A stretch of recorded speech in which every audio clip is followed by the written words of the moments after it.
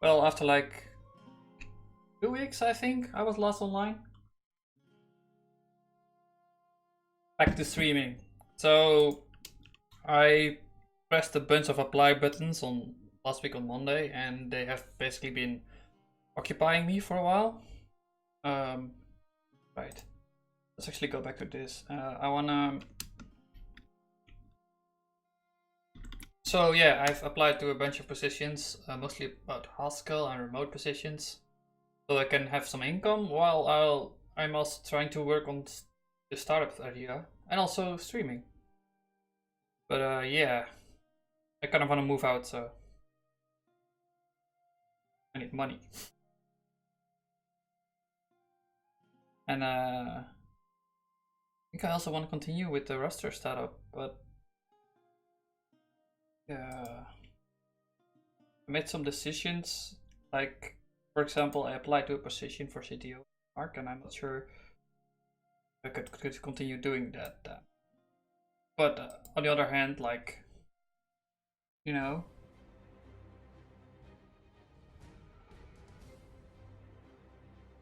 it may be better than anything I can do on my own.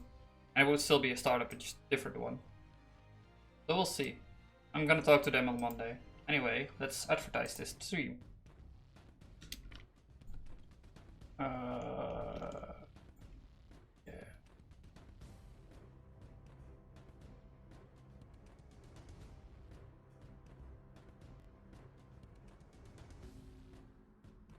Preparing.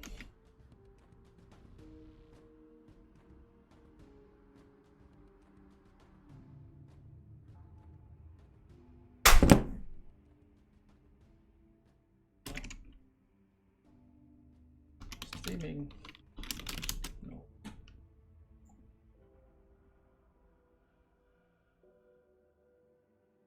Right. Oh, that fly is so annoying.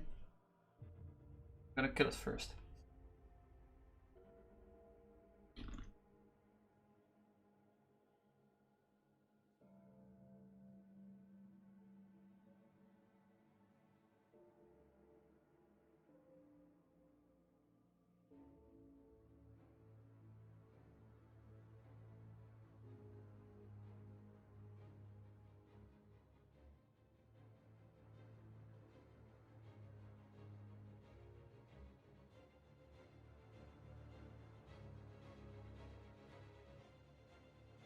Okay, it's dead. Let's start.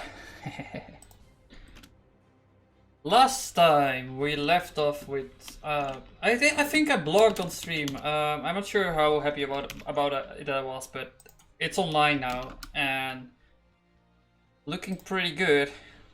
Then some people told me that Obelix is already doing this stuff, so I was just like, yeah, it's here, right? Obelix already does this for you, sort of. But not really, because they don't tell you how to deal with the MTL stuff, so it's kind of useful still. I'm not too concerned about that. But yeah, this is finished now. That's good. What I want to do now is like work on roster project again. So, because I was so busy applying, I haven't done anything at all. Like this entire sprint is basically being broken again and becoming a monthly sprint, of which half have been doing other things. But let's see. Oh, I should still do that. Yeah, I really should do that soon.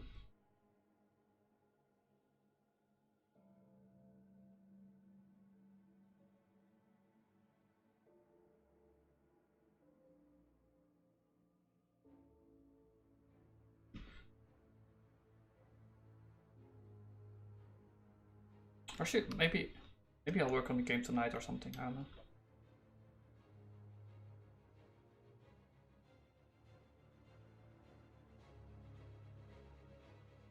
Yeah, let's do that enlisting first. That's easy. I should set up my build thing too.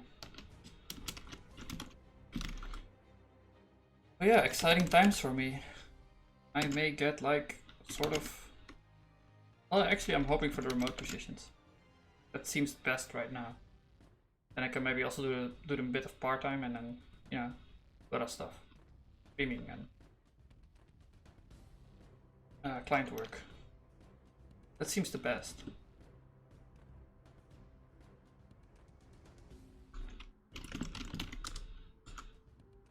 But I'm realizing that even applying for jobs, you basically do the same thing then when you're doing contract work. Except it involves stupid tests, which I hate. Ridiculous. But it's way more similar than making a startup. A startup is you actually have to solve problems. And it's way more natural for me to solve problems than sell myself. So I think actually this has potential. And like some user even contacted me about also wanted to use it during this week while I was like looking at the CTO position. Maybe I shouldn't like throw this out so easily. I've been working on it for almost a year now, so. And I think I have some interesting ideas. Yeah.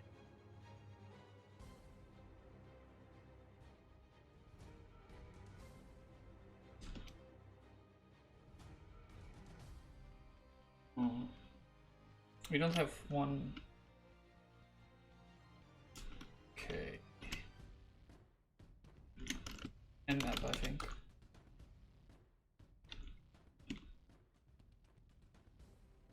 I'm not sure if I can access the other computer.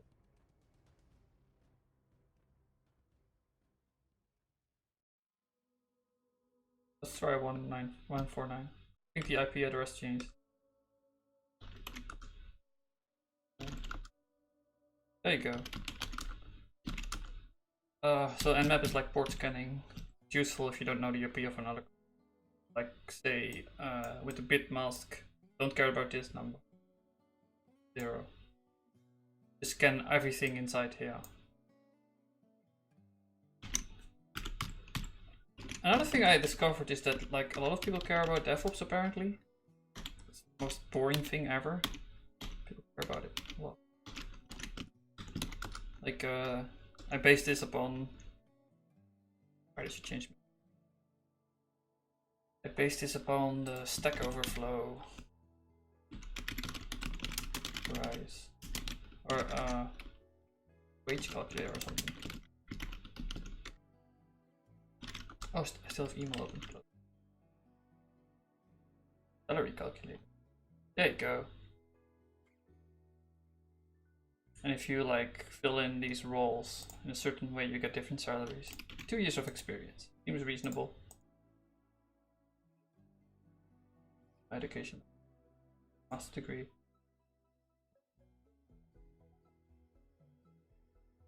DevOps is 74. And like, if the salary is higher, it means it's you're more wanted or something. You do database administrator instead, way lower. Which is weird because they're similar. I mean, I think they're similar. Just a different title and you get higher wages. Well, coming from a startup world, all this shit is basically the same stuff, right? Mobile developer. They even have more this time. They recently finished it, so yeah. DevOps is higher.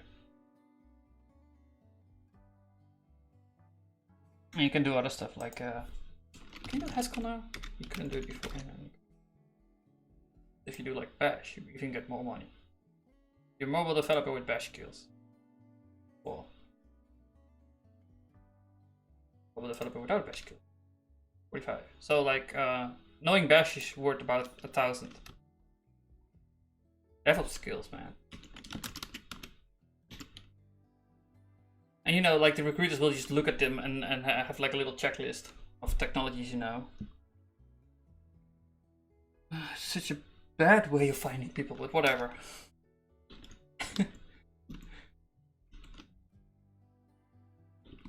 It's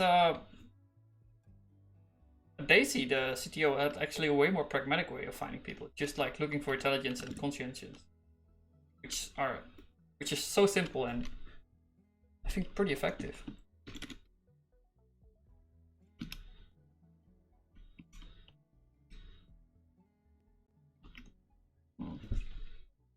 Oh, let's run this stuff.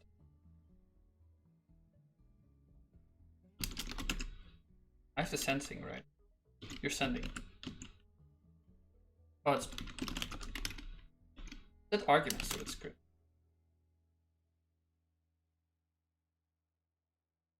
I actually don't know how to dash. Look up everything.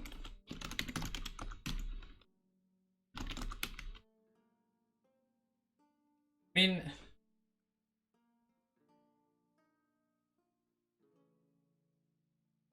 I'm just realizing that's the reason I know so many tech things.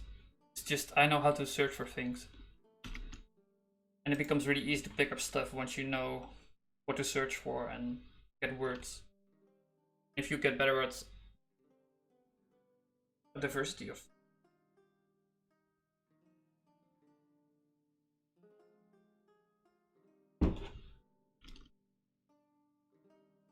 Okay, yeah, we need to give an argument to the shell script. Like, I want to give it the argument the IP address. No, I want to give a first argument.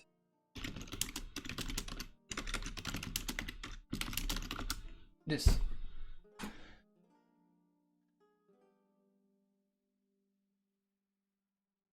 The variable is the script's name. What the number of arguments is. Return all the arguments. So you just want to have $1, which will be the IP address. Does this changes?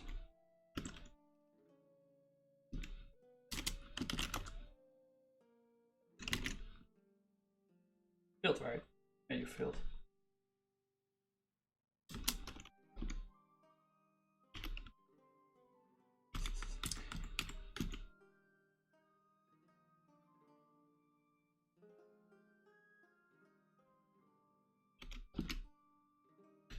There you go.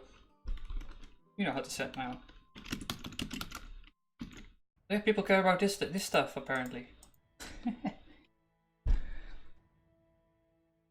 The build for magic, which I just hacked up in a rage to make my build stuff faster. Versatility in any situation. And if you think about it, it makes sense, right? Like being better at DevOps means you're better in most environments. You can always build yourself out with DevOps skills. Did I go to the...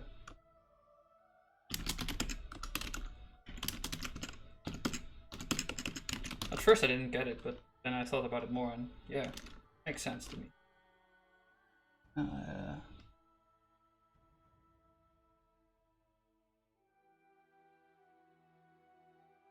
Didn't I save? Oh, I also need to $1 the other things.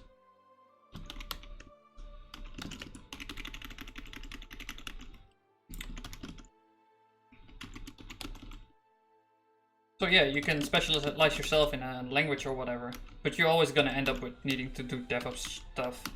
So best thing you could do is learn DevOps things, and then you get more paid. You get paid more. Hooray! Well, then you have like a better negotiation position to get paid more or something. But you also need to verbalize that, which is very important. It's the other part, sell yourself. Did you send? I think this should make... Right, so this makes the folder. Must file directory. Right, so we also need to specify where rsync lives, and we changed that for some reason.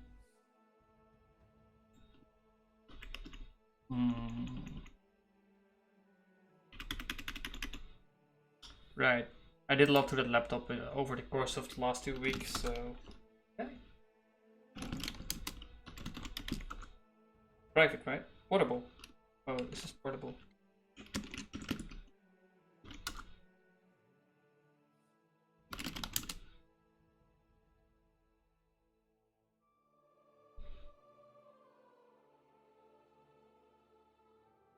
Naruto.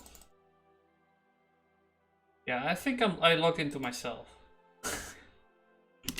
Oopsie. That's the problem.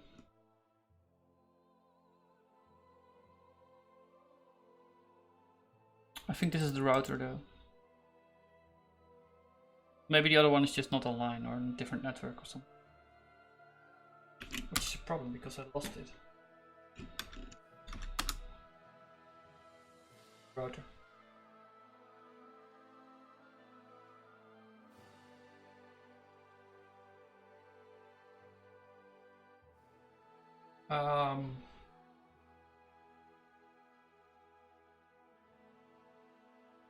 Right, it actually boots, that's good.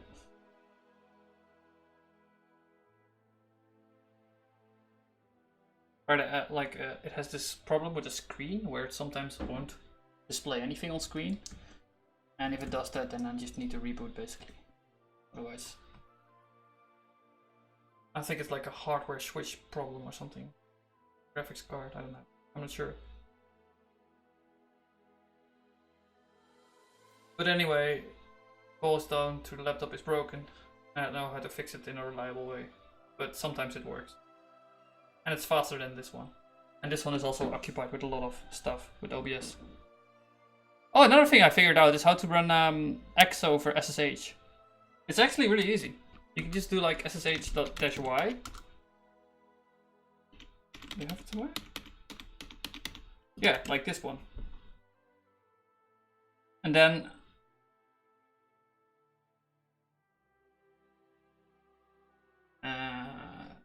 yeah, if you SSH log in like this, you can just boot up X programs and it will fork out a new window, which is running on the other computer. So this is remote login on any system, like remote desktop actually over SSH. That makes sense. And if you don't have a GPU in like the laptop I'm running on right now, this will be useful for running like programs that need GPU, like games. So I can do like games on, I can record the game on this laptop and play the game on the other one. So I can play very heavy games while just forking out the X window. Just fun. Like that was an idea I had, so I may actually do that at some point. But not now. I think this is also what the Steam people are doing with their like, oh, they've invented their streaming stuff even though they just did SSH-y. Oh, they actually connect to Windows. Oh, that would be difficult to do. But at least I don't know how to deal with that. I should actually go to pre. I think I mucked up my drivers or something. Because the other laptop has NVIDIA Bumblebee thing. What do you call it? Yeah, Optimus technology or something. Horrible. Never, ever buy laptops with that. I mean, there's like some support, but it sucks. And it's only for Ubuntu, which is a big problem for me. Right, it works.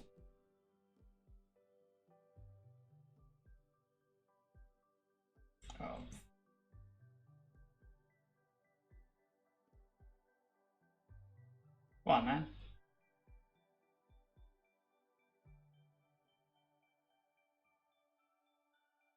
Right, it's on the wrong network, that's the problem.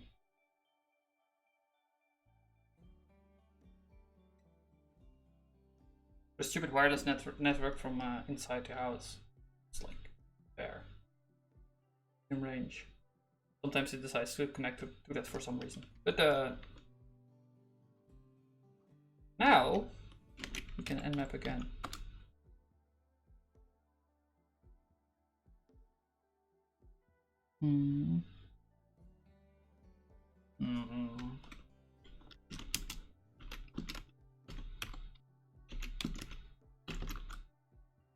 Yeah, it's actually working. I don't know why Nmap is not. What's wrong with you, Nmap? What ports are you scanning for?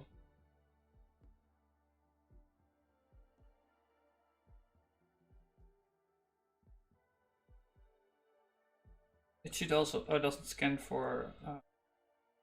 Doesn't scan for SSH.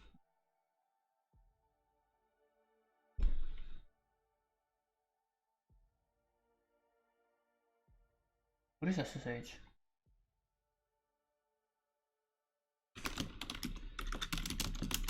It's actually funny. Like some company that did hardware.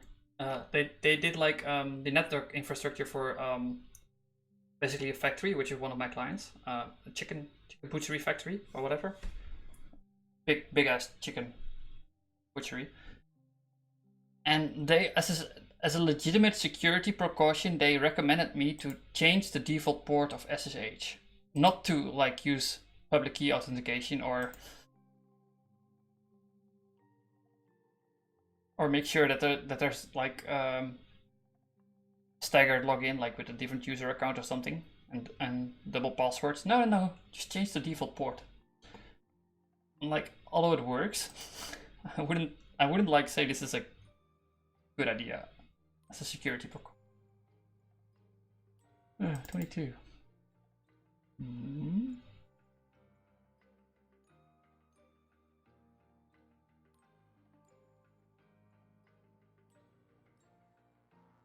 Yeah, title is lying. What is doing 22? I'm not sure why I know it's not finding it.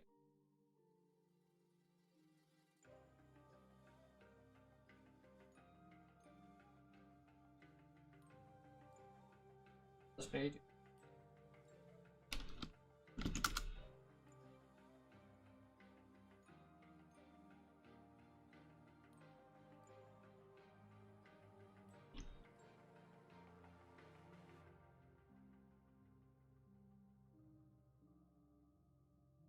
I have no idea.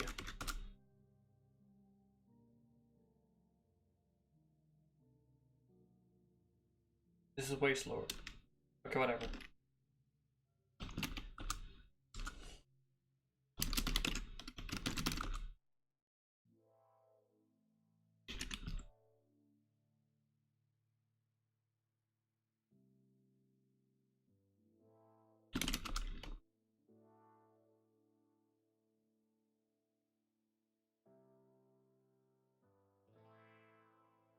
What are you doing, man?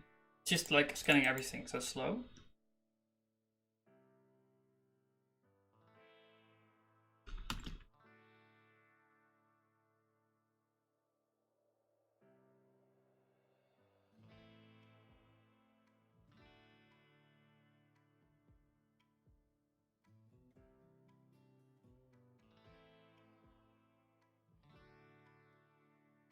It's still at 1. Man, you're slow. I should do it in parallel, so.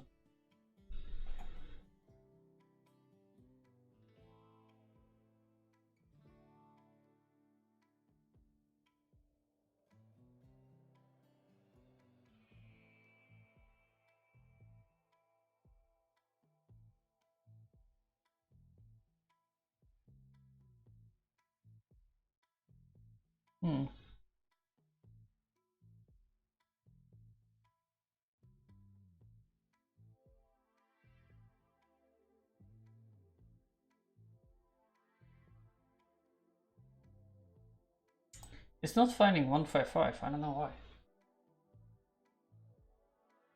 Whatever. Magical machine. So we're sending our stuff over. Right, we file watch or yeah, make file watch in here.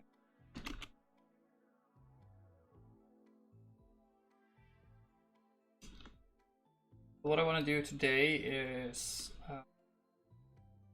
make a month overview of hours worked. I'm not sure how, but we're gonna look at it now. But once this has built, I'm gonna run up a server on this laptop too. Or the other laptop, I mean.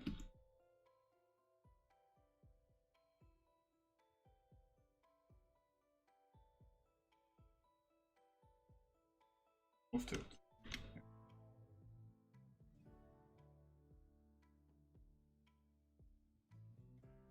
Right, we need to update buildmax. Okay, we're gonna fix compile errors now first. That's fine, that's fine.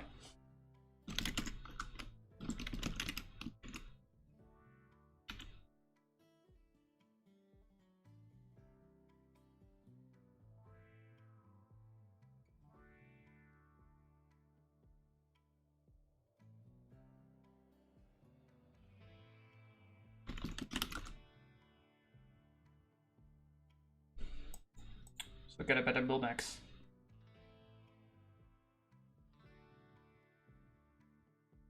I think it should be mostly backward compatible, but I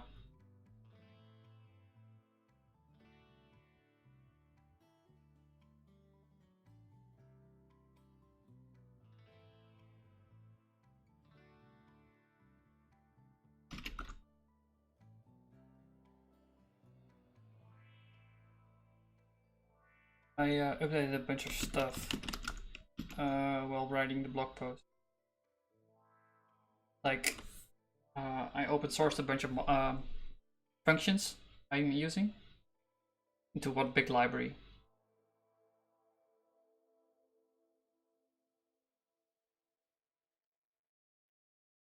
And I also made a release for this one on Hackage.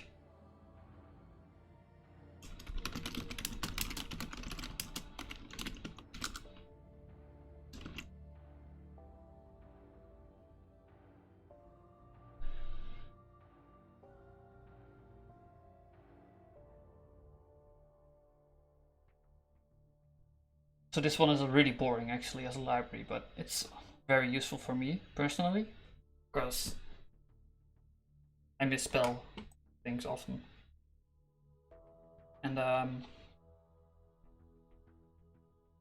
having these as functions is just so useful because it will make sure the tag actually exists, for example. Max. And the other thing.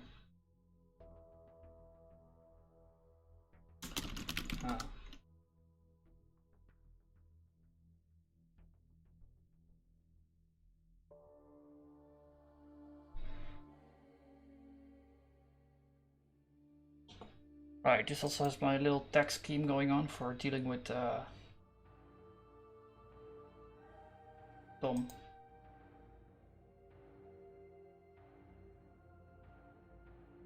We get a bunch of documentation, which is useful.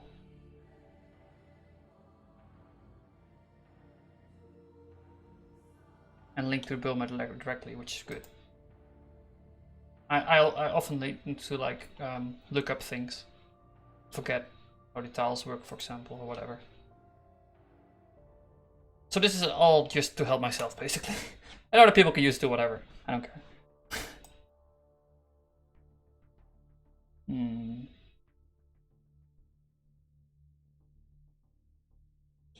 But I also put in the HTML stuff. And this one, which was pretty hard to write. It took me like 20 minutes. Something, I don't know. I did it on stream though. This one. It's also not that... Well, it works. It could have better error handling, I mean. Maybe A instead of always A. Or either A. Either some errors.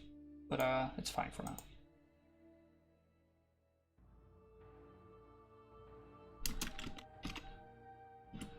Anyway, these changes will allow us to delete a bunch of code from here. Some has already happened.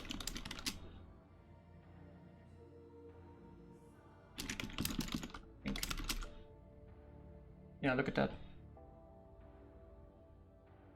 All the stuff that has been upstreamed. It's nice. It feels good, man. We've been wanting to do this for like several months now.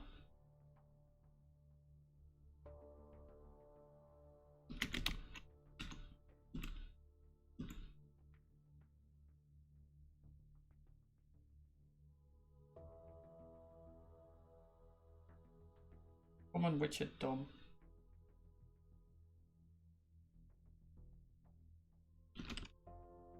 This has been renamed to tag.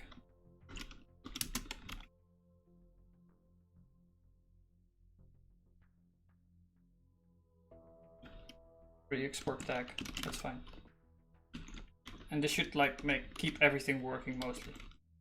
Because it didn't break anything.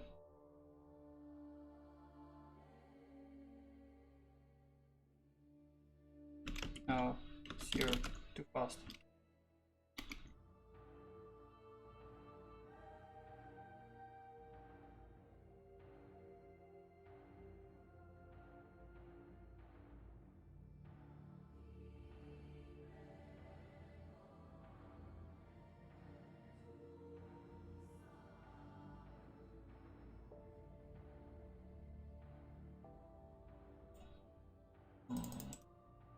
Should find this.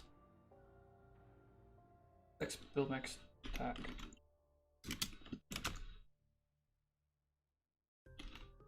Maybe I didn't depend on that.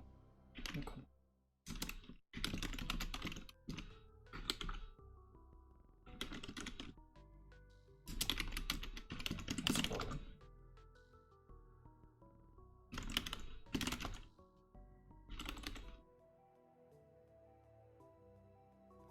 There you go, man.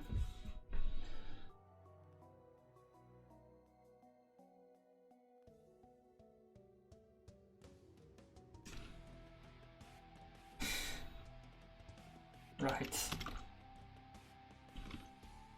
These are compiler warnings. It means your module basically works, but should fix your style. And this is the stuff we couldn't upstream because I haven't finished translation yet in a productive manner. I want to look at perhaps I want to look at how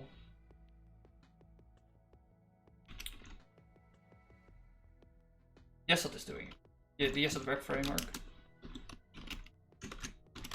Translation. And I either like wanna use their stuff or make something like it. I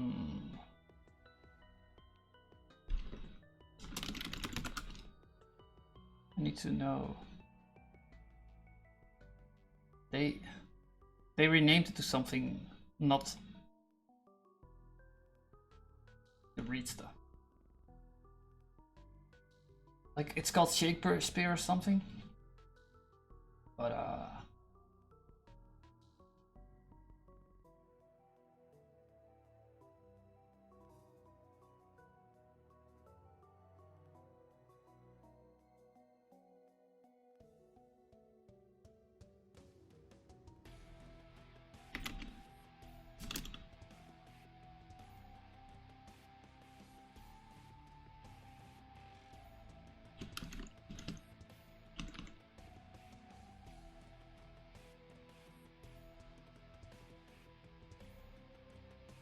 right. Need to replace this everywhere. Still mixed now. So it's another thing I upstreamed. Dealing with attributes is kind of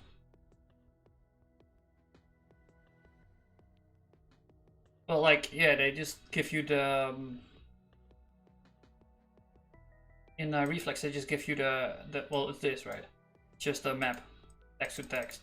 Makes sense for HTML attributes. I think this is the best way to represent this. If you add more type safety or anything, it will just be annoying. And it's pretty easy to detect if something goes wrong with this.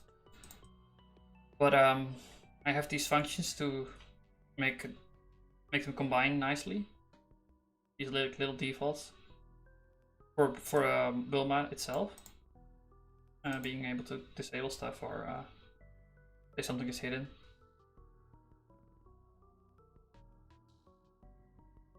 But yeah, I've streamed this too, so we need to place that.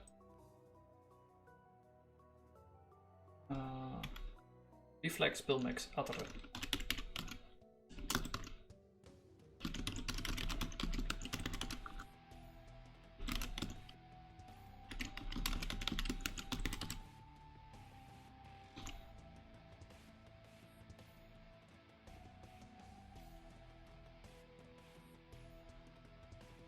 seems dumb. Whatever. Go to input.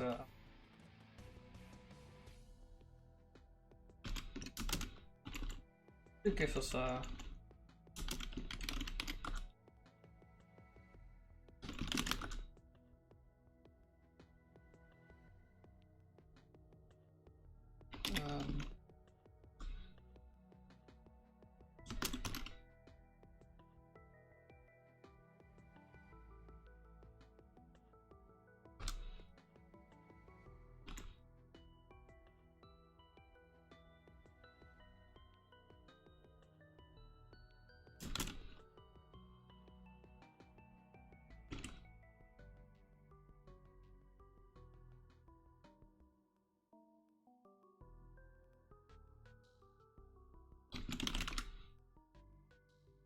right.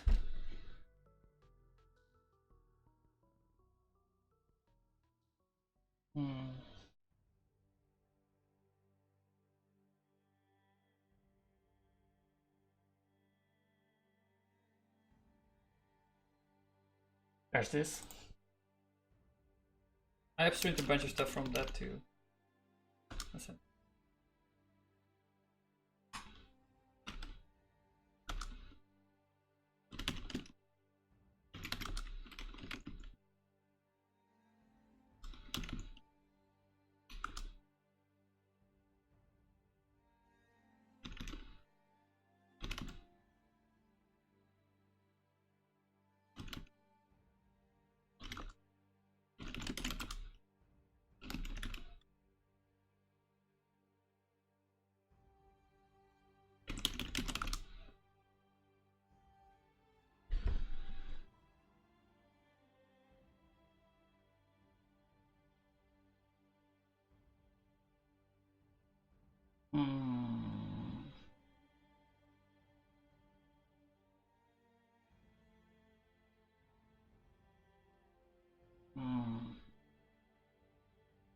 Look there.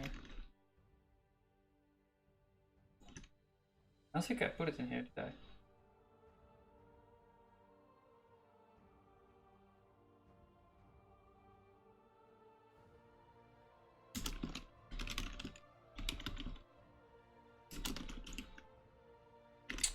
Okay.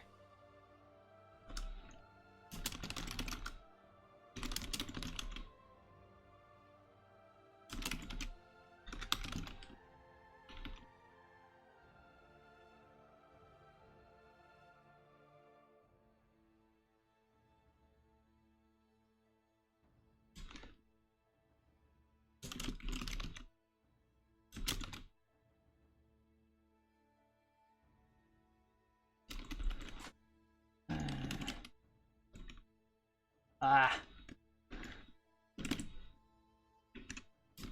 He didn't like that.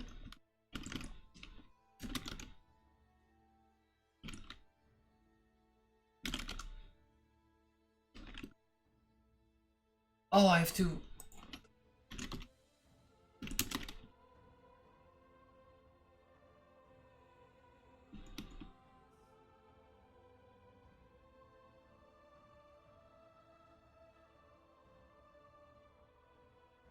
Front-end widget.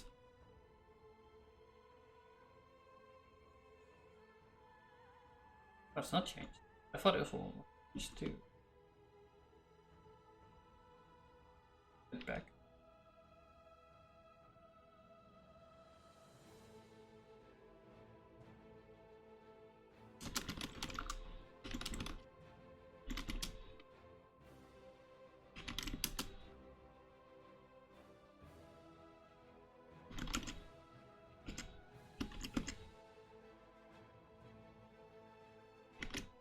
I know, I'll just do git diff and then search for it.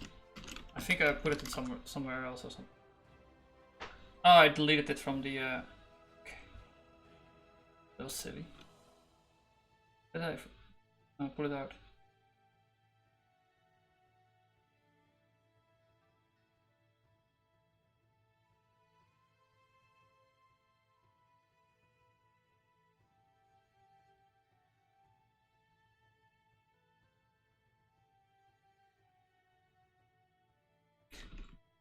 file. Thank you.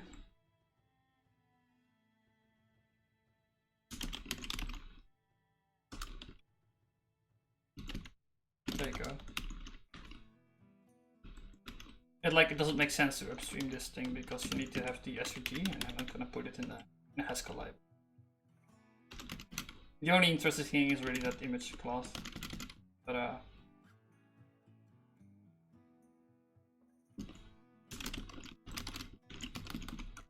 right, the prefin default thing is now also.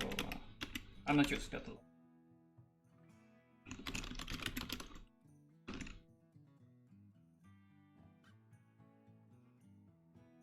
It's odd.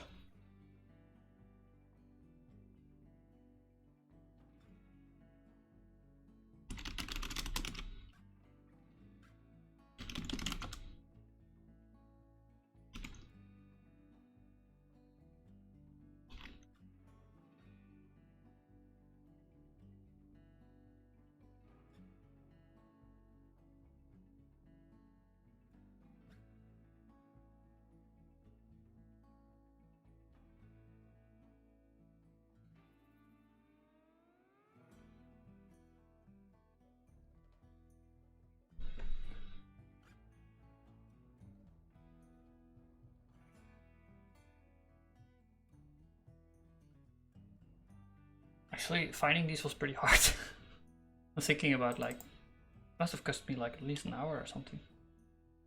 Just figuring out how they work. But yeah, they're really useful at times.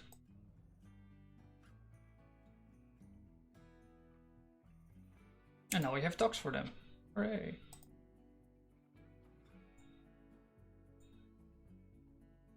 What?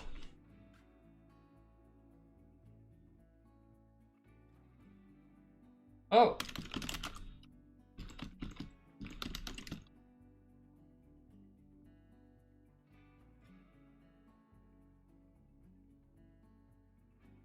Really exported it with the tag thing.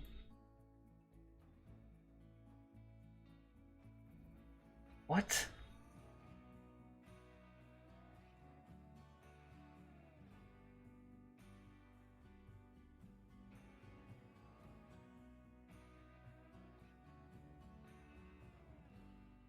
Event text. Did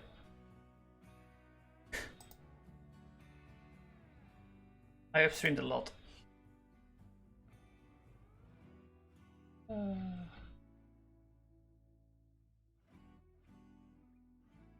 Yeah.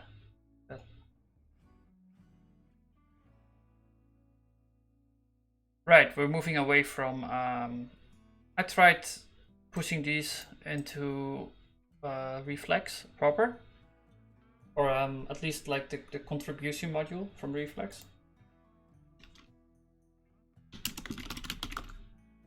This kind of ignore my pull request, so I'm like, whatever. Fork off in here. Still open. Being left to dry forever. At least close it, you know.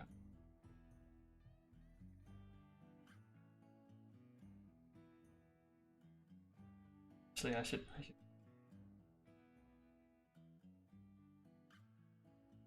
should just point to my library. Yeah, why not?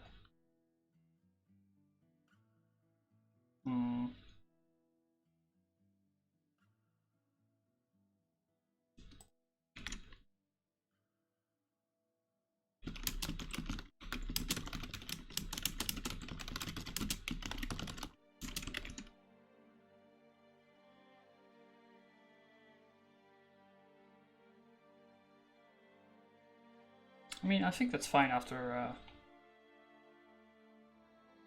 half a year. April.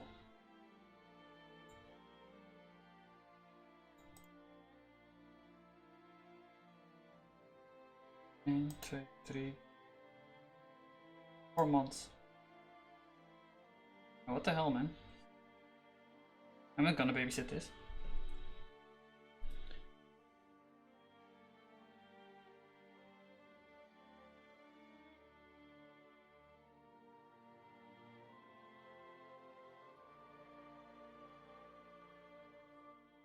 A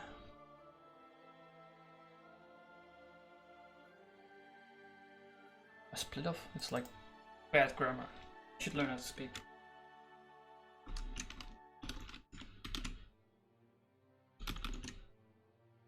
Just do this then.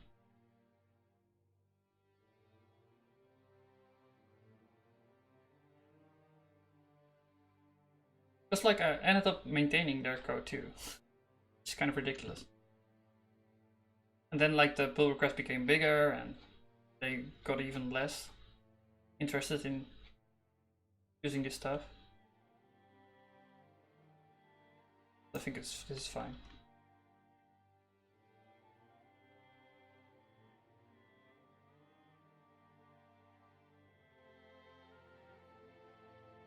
That's fine. That's fine.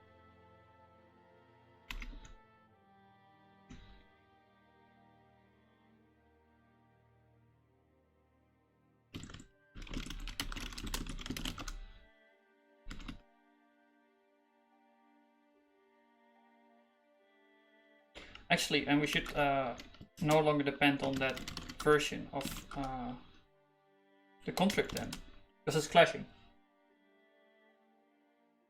I upstreamed it, tried to make a pull request, and then depended my own project on their contract thing, right?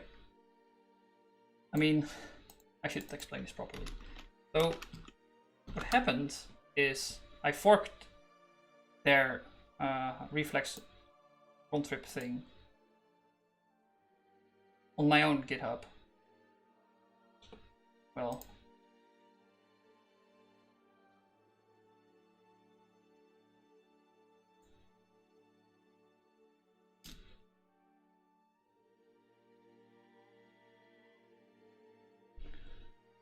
so and what I did, I was just doing cable to Nix. Well, I can show it in the. I can show it in this code. Reflex from contrib. It's now pointing at my GitHub, but since we're no longer going to merge that, we should just point it at the upstream one. It will be better. I'll let them like deal with maintenance, and I'll just deal with maintenance of Bullmax. We kind of split the work, but they didn't. I don't think they wanted that code, so I just put it to my own.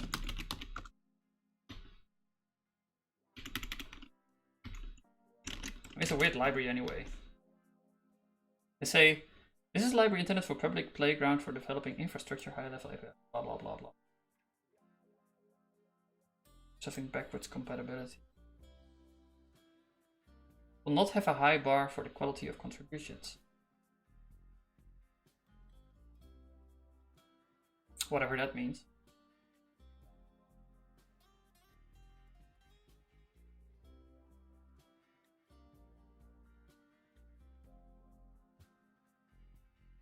I mean, why would you even host this kind of thing?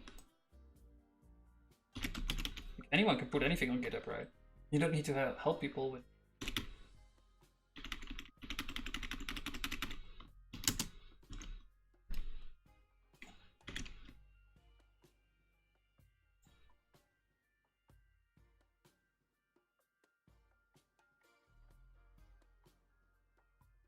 Oh, this is wrong file. Contrib.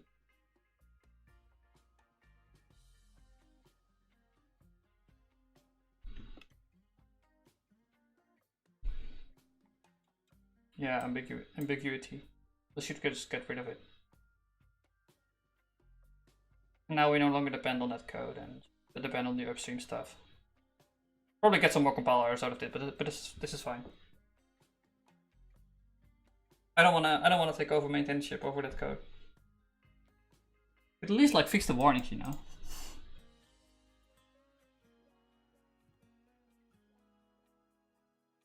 I think I fixed most of these warnings too.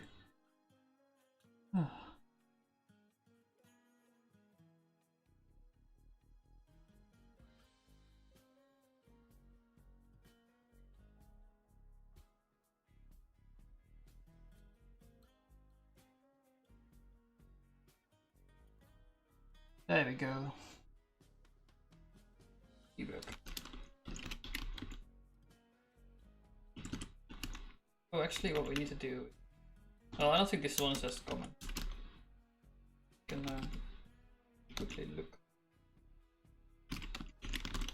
I just replace it. And width.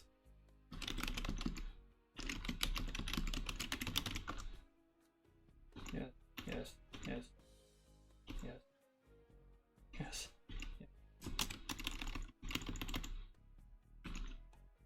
So I just did a find and replace over the entire project for this import, and then replace them all.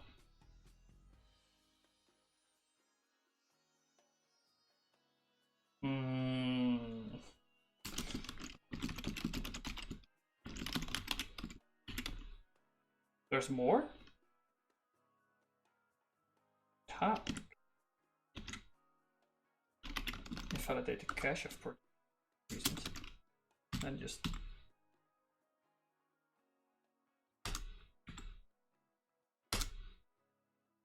if projectile would work properly, it would be amazing, but kind of buggy. Did I ever play something else maybe? It's weird. Or maybe it just didn't consider that part of the project. No, I'm replacing the same thing. What is going on? Okay, we're getting somewhere.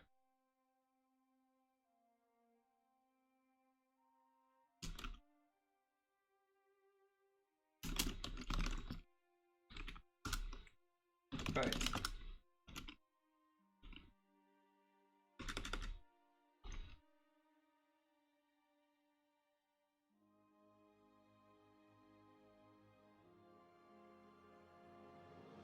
I'm getting into the mood to play Secret 2. Actually, it's EU4, but still, Secret 2 is better. Actually, pretty good for role playing too. Can do voices.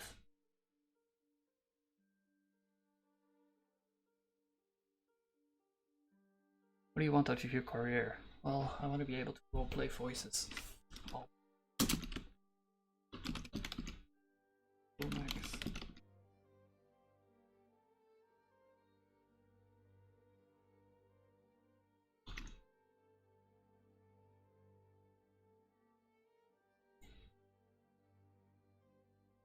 I moved some stuff around too in the BuildMax library for some.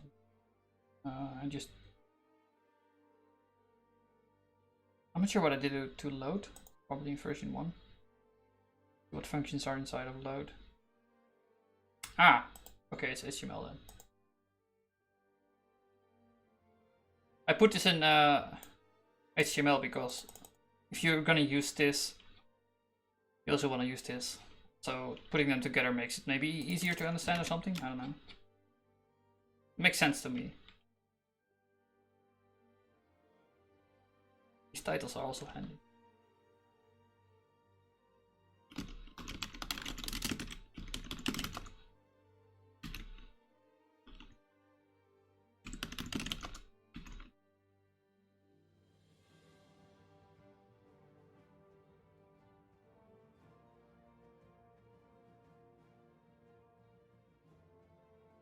Okay, I think this is it. No. No!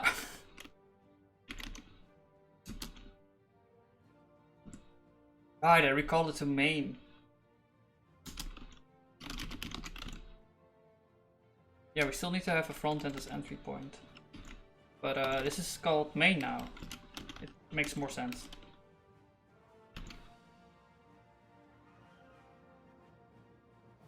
Not body, it's main. It's the entry point of the program basically. So it should be called main. The main widget. Main widget entry.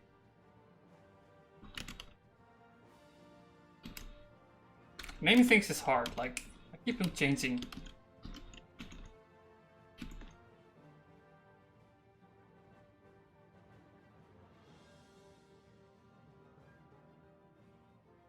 It's no longer a body, it's main. Well, that's a problem.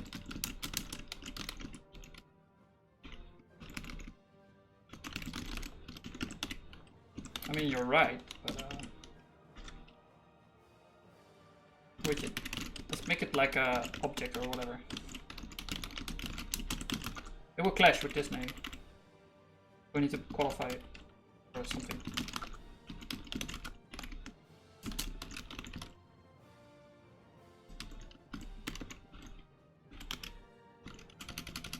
But since we're using this thing in 2 places now, it makes sense to give it a better name.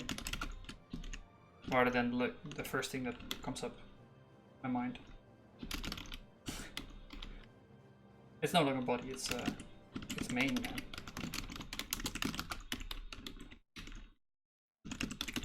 This is to help us understand it's a widget. It's object orientation, man. Modules. Actually, they do it in OCaml. They use modules like kind of like objects or something.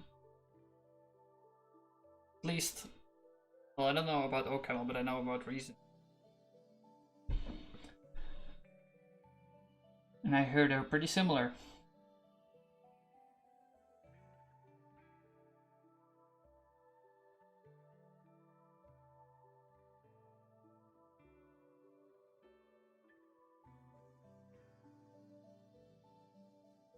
So we have unit test.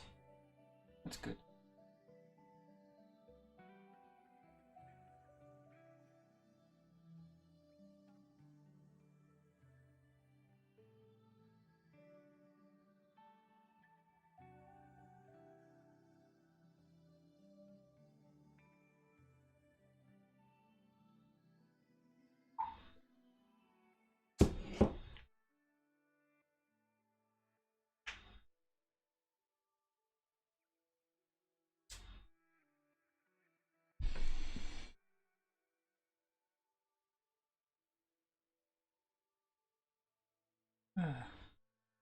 It's funny that during interviews they would ask you, do you have Linux experience?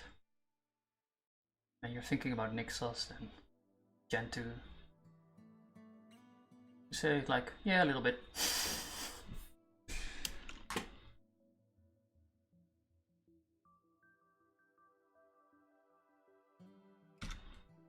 Just a little bit. Spent one summer installing Gentoo, like 2 weeks. It was amazing.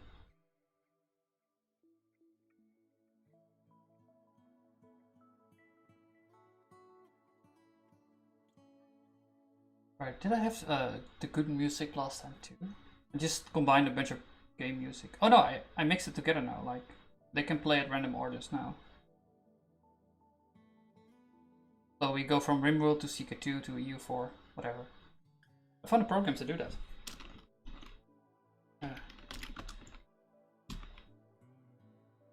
Chunks or something?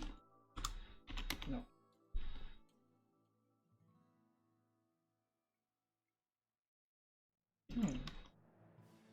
Write it down.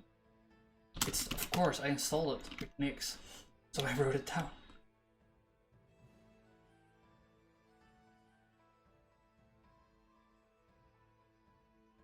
This thing can split up songs based on intervals time, which is exactly what I wanted. So you get these like large original soundtracks and you just throw them to this program. If I can find it.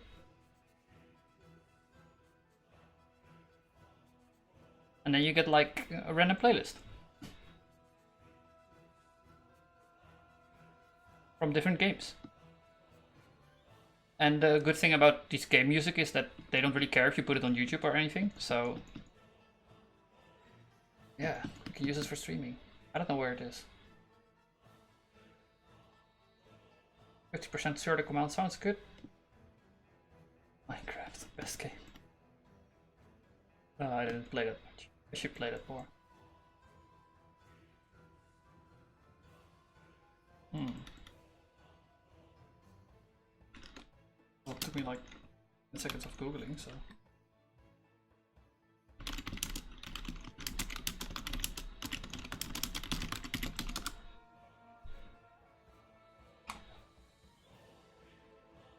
Silence. Oh, socks, that's it. Yeah, this one. He basically gives the command. Like in the question. If you just use this thing on something you download from YouTube with like YouTube DL. Right.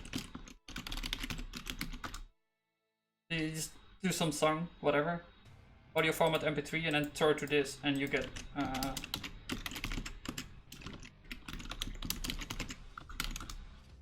well, just like all these songs. I tried doing it by hand with Audacity at first, but it's hard.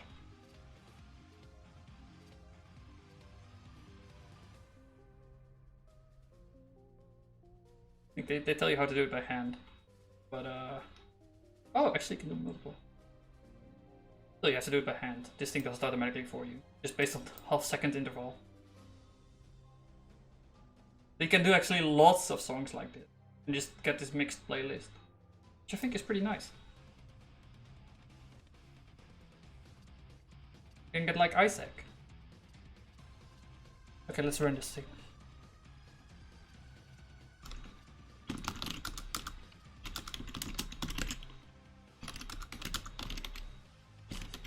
In one interview. Are you familiar with Nix? Yeah, I've done a... That was the interesting one. They have a similar tech as I'm used to. I'd even say that we'll find it hard to use. Well, I've already been through that pain, man.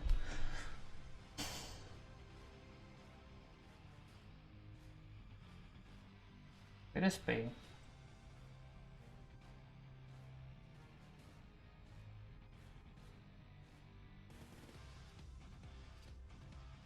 Actually, I got paid to learn Nick, so that's good. Back in Sydney.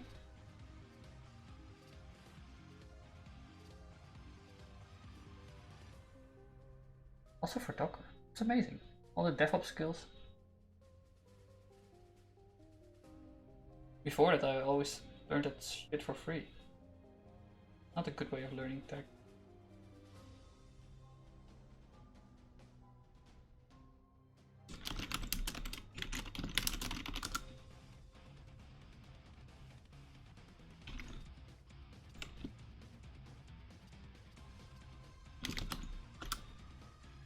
Right, it's no longer localhost, it's we're fast now.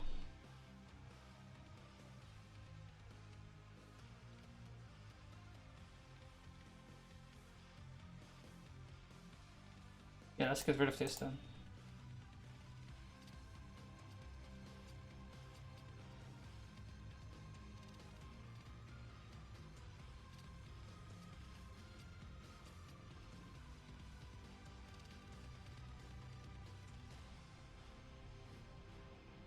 Server-side rendering has made compilation significantly slower because now the backend depends on frontend. We first needed to compile the entire frontend module and then, well, yeah, the entire frontend project, and then we can compile the backend project. Whereas before we could just compile backend and frontend at the same time. However, Cabal can still, or like GHC can still parallelize a lot of these modules separately.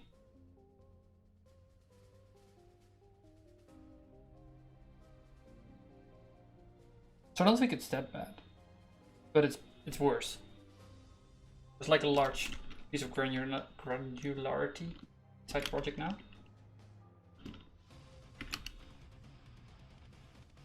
Anyway, I'm gonna remove these. The reason for this is I don't wanna be more casual about the price. It's not really hard. I don't want to scare people off based on this. I just want to like have them try it out. Figure out how to make money later.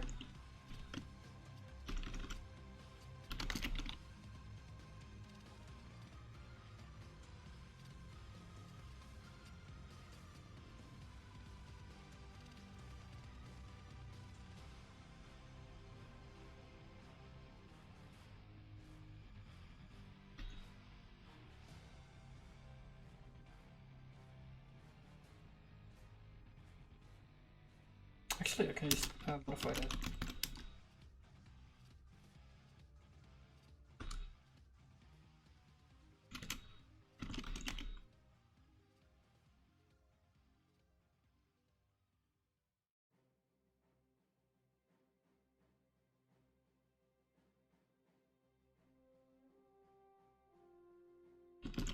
Oh.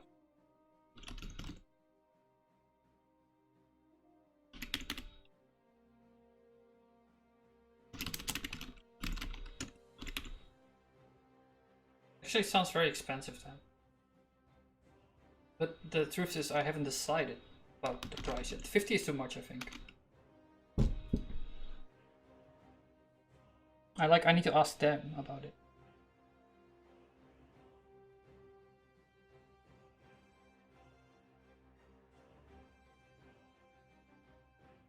I just want to remove this entire widget and say that the price hasn't decided yet. But I know, we'll make it free in the startup period. Or like alpha. Yeah, we call it an alpha or something. You said like pricing. In the alpha period will the product will remain free.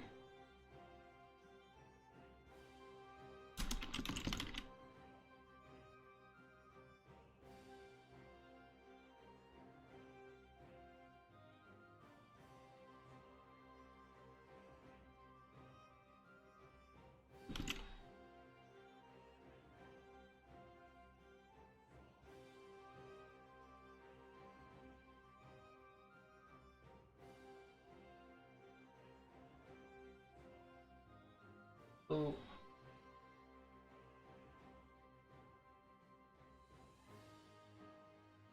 I want to just delete this then.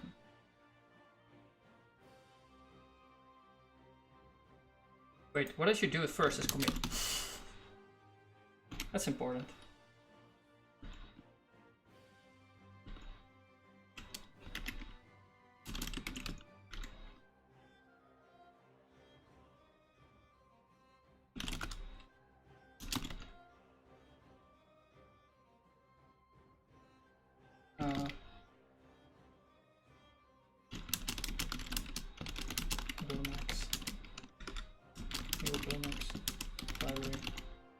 So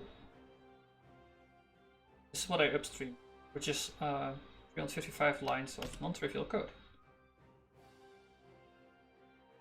But in exchange, I get better docs and I also get faster compile times. Well, it's not that much slower, but you know. Now it's basically always cached. Build next library. And the other thing it does, like it's a promise to myself that I kind of stabilize this API. This one it won't change fast.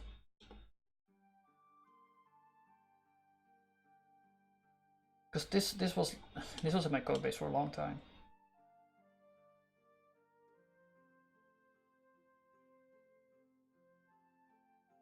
I think this is actually the way of doing large code bases. Just try to split out as much as possible into libraries.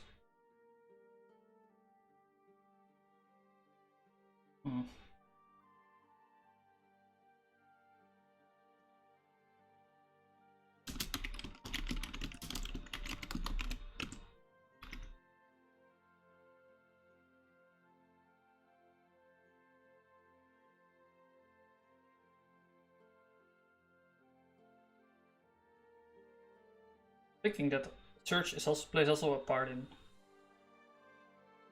spreading up in libraries, because what you get in these really large code bases is that people start making redundant functions and stuff. You need to have a way of figuring out what is already written and what not. Something like Google, or is it Google? Google, right? We find based on types. Really good help for that.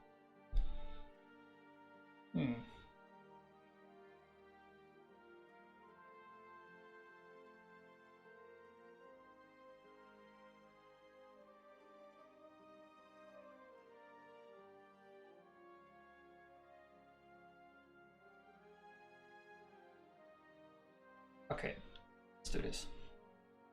Do we have like a price? Prices.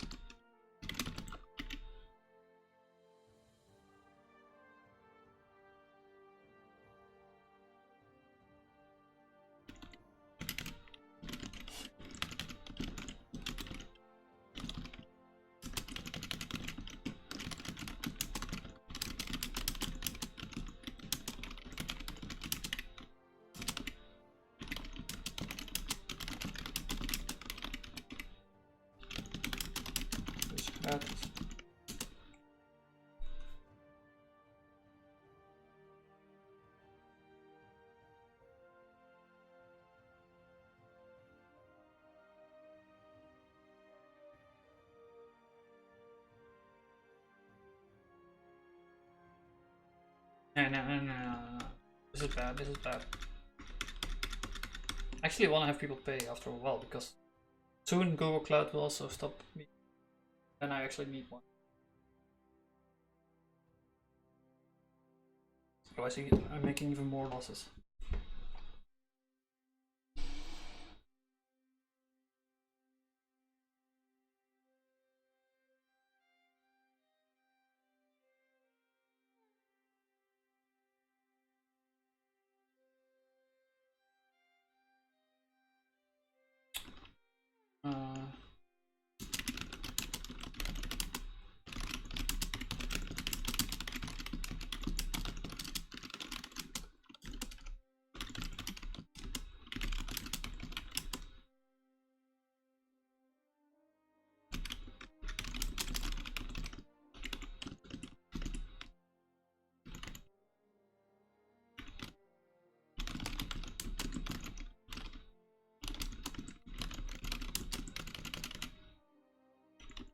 The monthly price will be decided in this question.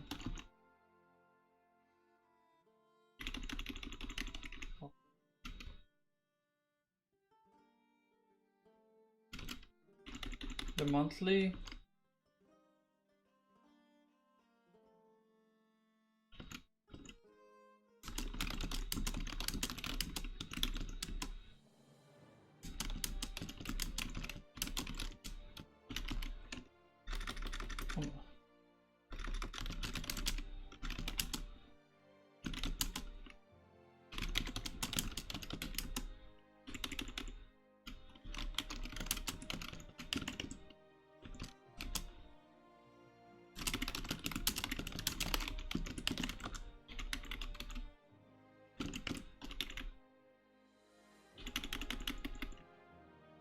right, so the monthly price will be decided in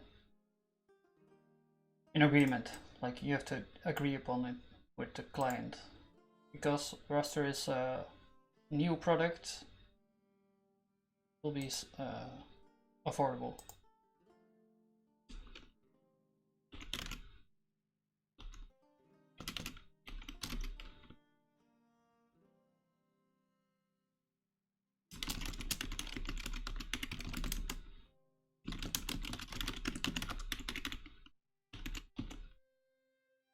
Right.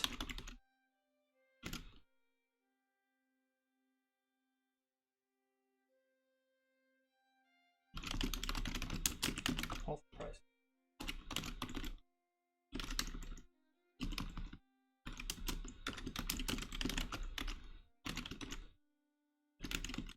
Why do they even call it alpha and beta? It's weird.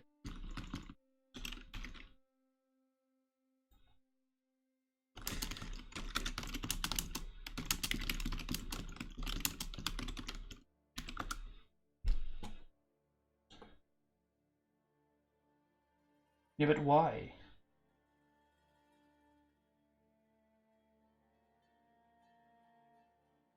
That's it. Why did they start calling it beta at first then? Beta. Oh.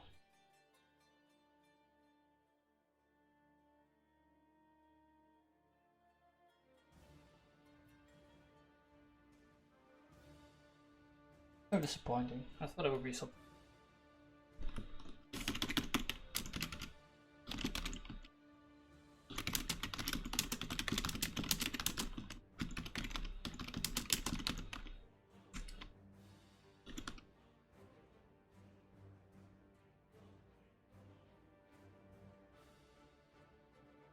Monthly price. After contact.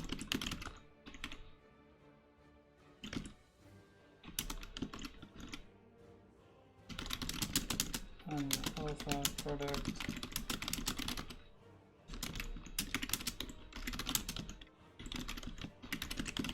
Very affordable.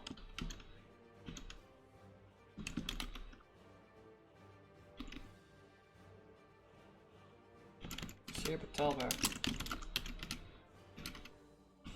Okay. Marketing, right?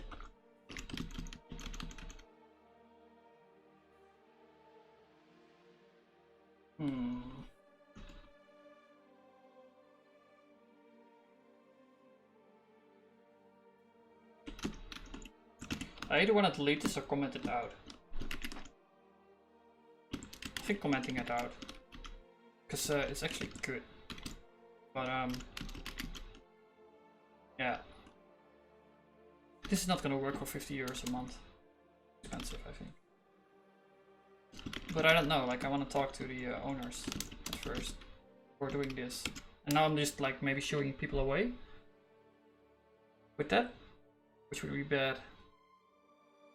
I need more users, man. Let's do prices. And then let's do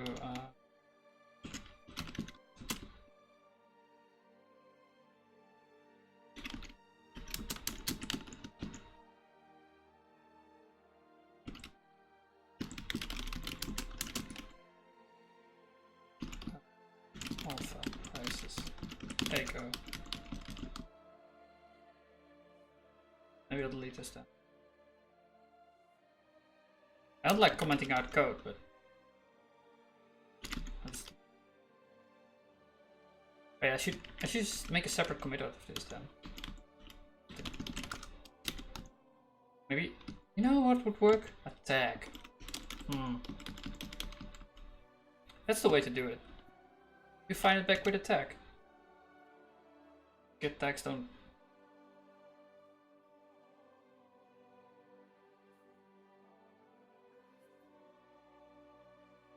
They don't work as well. Like, it should be more infectious, I think.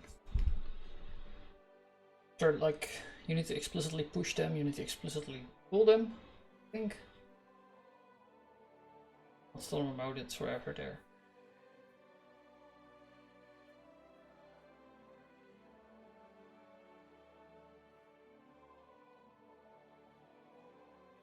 Right, so actually I had some interest in Raster, so that's good. I think I got an email. And I should soon also call with the existing customer. I have some requests, that's also good.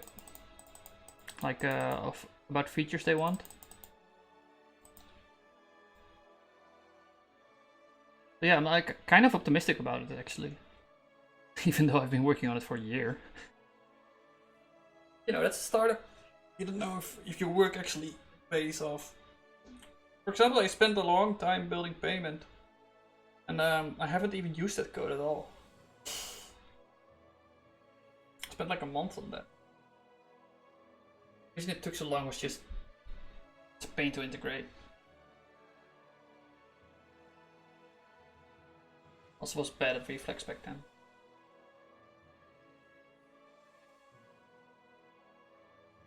Can definitely get better at his Reflex stuff.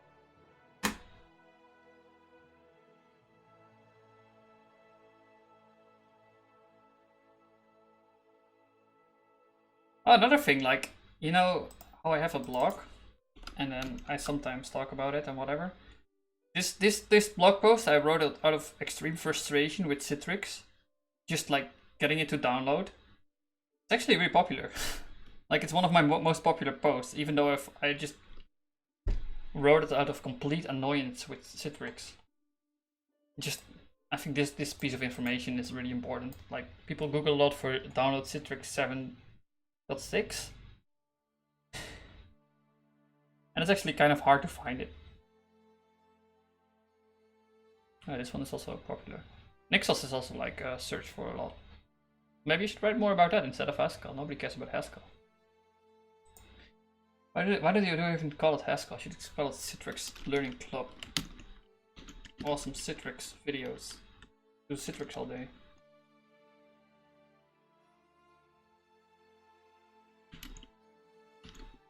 But yeah, people don't get passionate about Citrix. They just want to get it over with.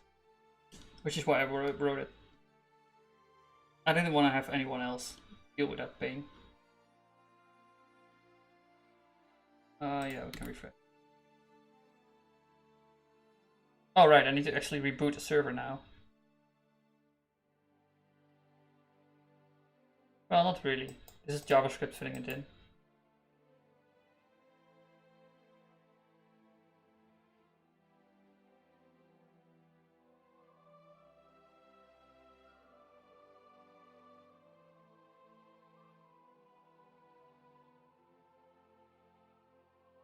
This is better.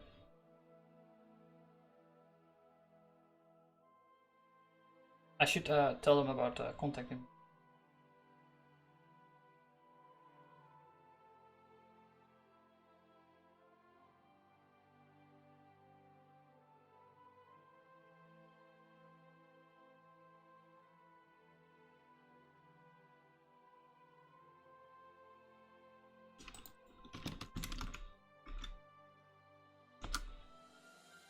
Actually, I pitched this idea during an interview to the guy as an example of doing AI.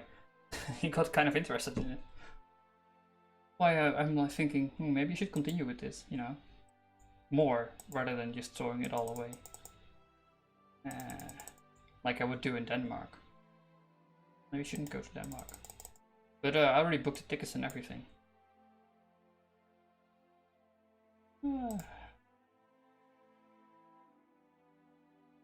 But yeah, this is why I gave myself a week of thinking time before going there.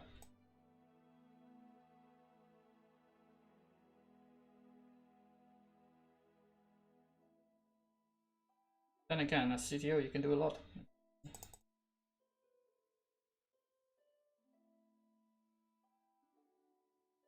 Why is this so slow? Oh, it's because I'm on Firefox.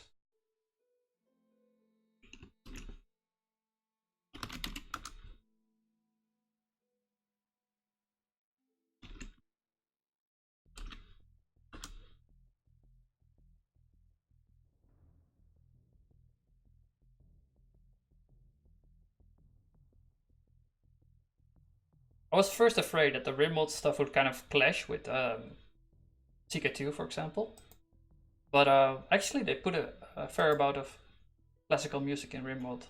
Like they do techno combined with like piano and stuff. So I think it combines pretty well.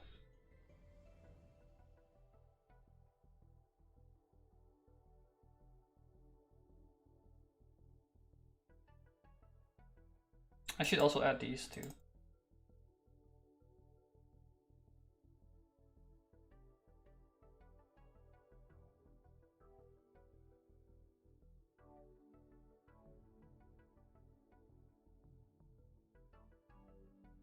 Maybe you should actually make tiles out of it.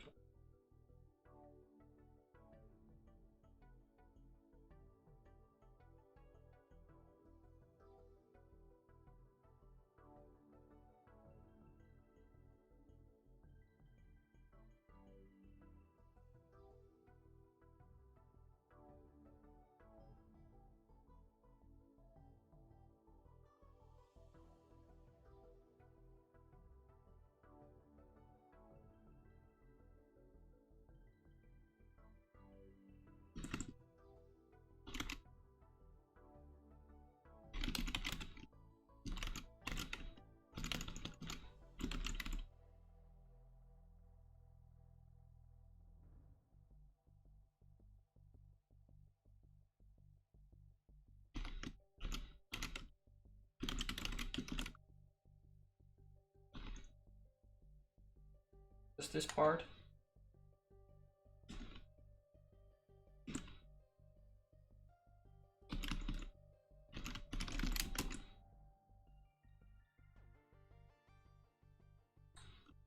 Okay, I see.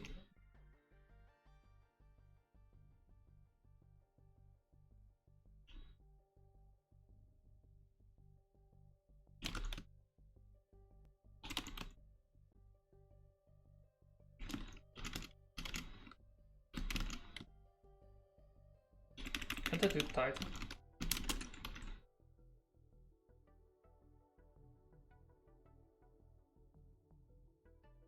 No.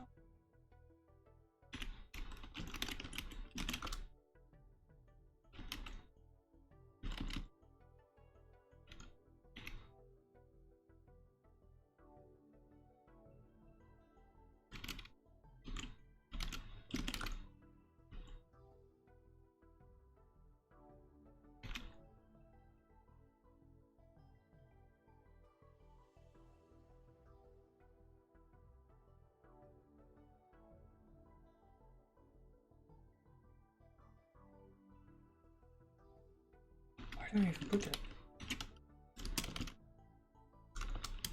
Edit.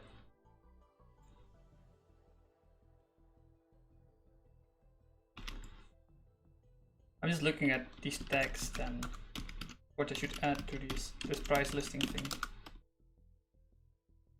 Should make this blue though. Euro.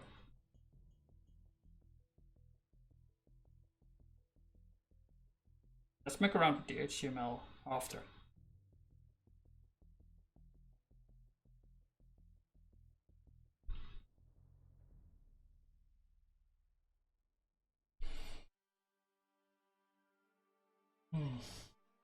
It's amazing, like how business interacts with software engineer. You see also like different levels of experience in with the people you talk to, because like the guy I was talking with this morning, he actually knew quite a lot about just software engineering from a higher level.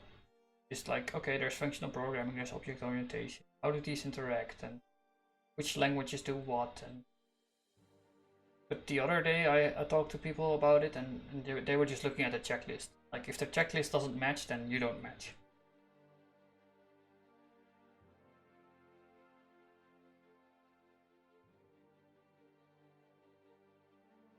I get really frustrated by those kind of people.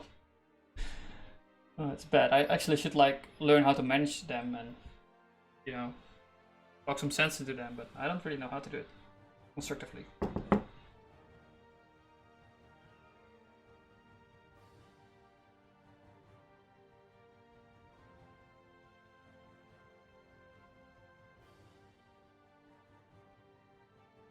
I wish I could though.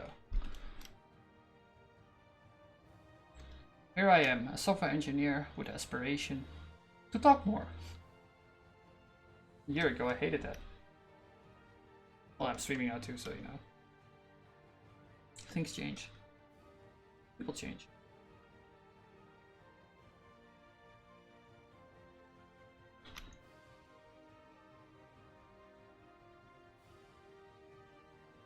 Where are you?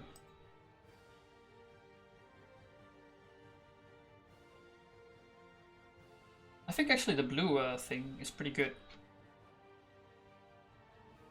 Can I make like a mini hero or something? Let's look at Bilma. Let's look at the tools we have.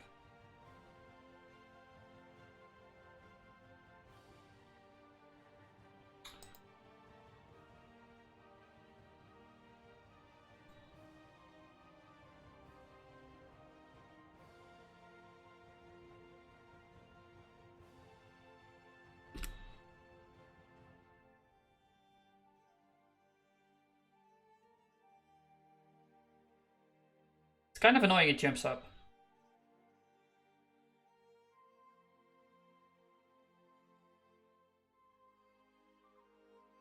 I wonder if they're doing it right with the dumb stuff. Like,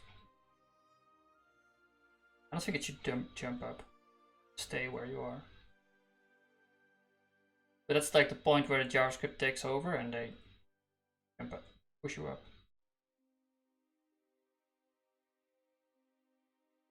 Well, I think it's because of the doing. Let's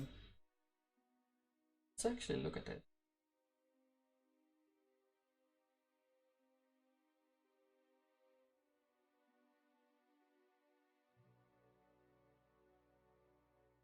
Right, I was thinking this song sounds familiar, but it's UFO.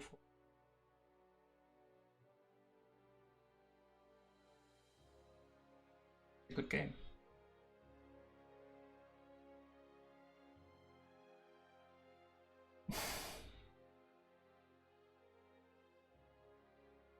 think it's doing.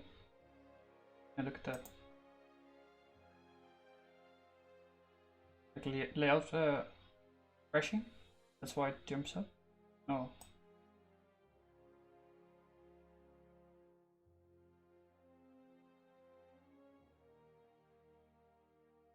Apply jump DOM style change. Paint. That may be it. Paint. Weird.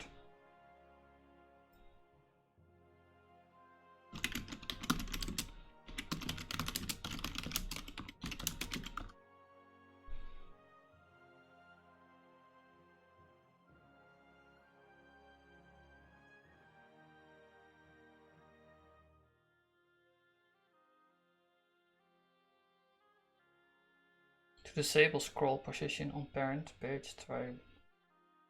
The fuck?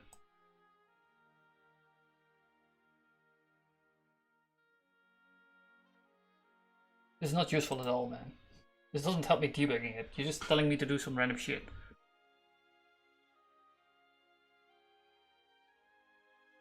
Oh, it actually has a name. Power over it.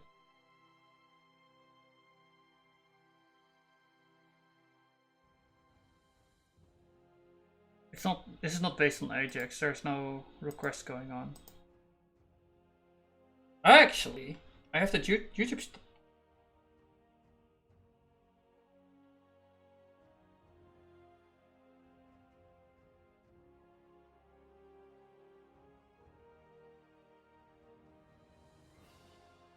Block YouTube. See if it still jumps.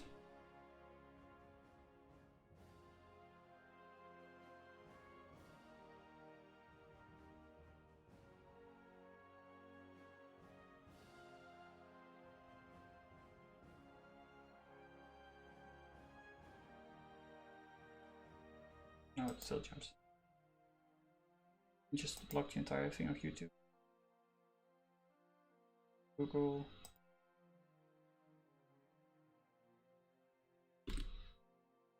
I think it's my O code though. I don't think. I'm pretty confident in the Google engineers.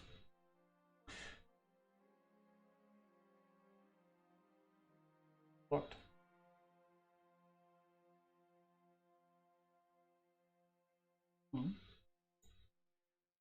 Maybe I jumped too soon.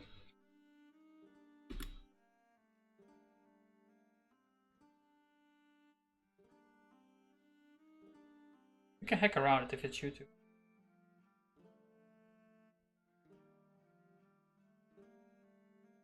Look at that. I will ask.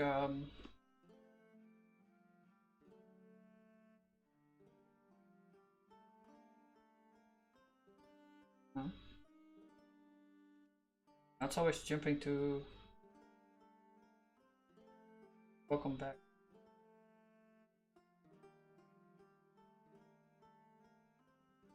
I don't understand this.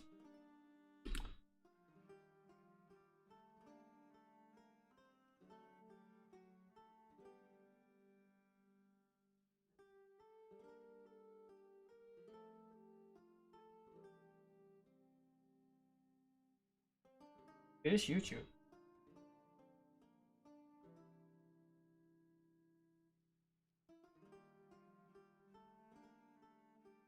I'm going down if I refresh a little bit.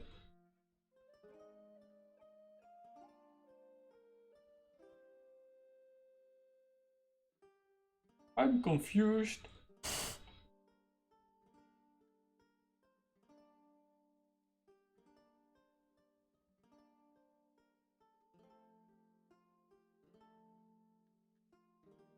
Okay, whatever. I don't think anyone cares at all about this.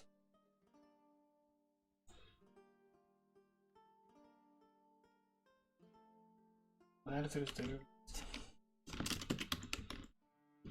I care about it, which is enough for me. Probably not worth spending too much time on.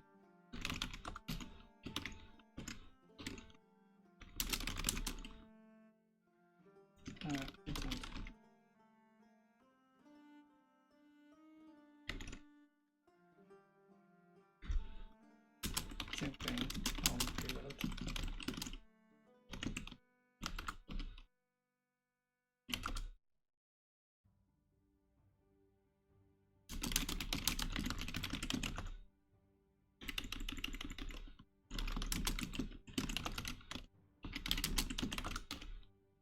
Nobody will care about this, I realize. This is like something I put to the list and never look at it again, because it's just too freaking trivial. Won't be a long time until this becomes relevant. Should actually make the starter book.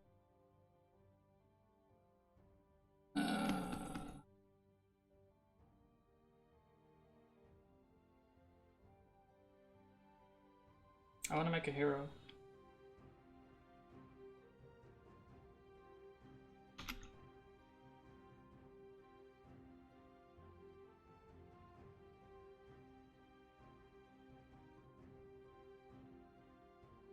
Something to pop it out. I know, a panel or something. That's a good idea.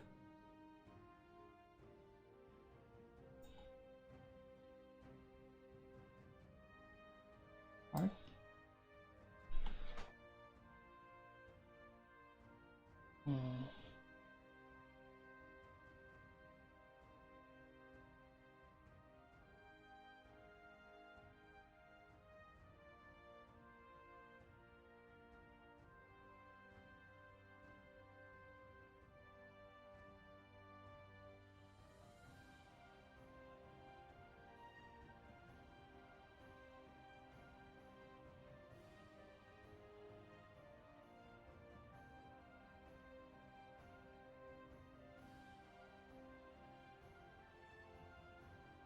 I know, we call it free.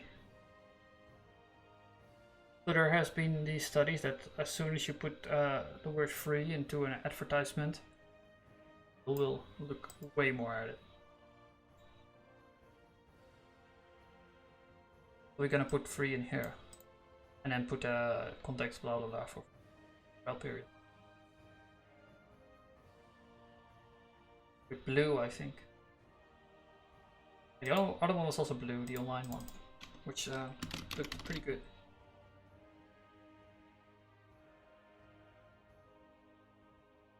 Right.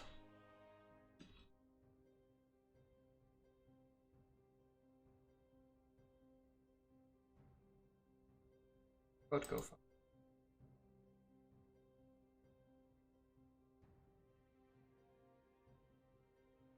I want to go to build now. We have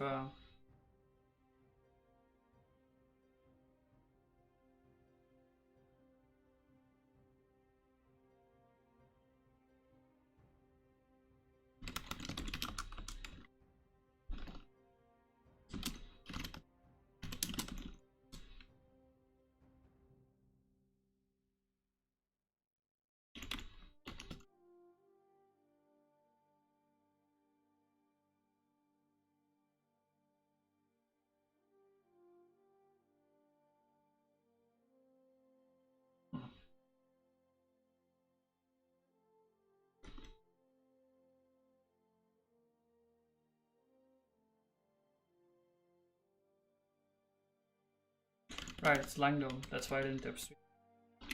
It's unfortunate.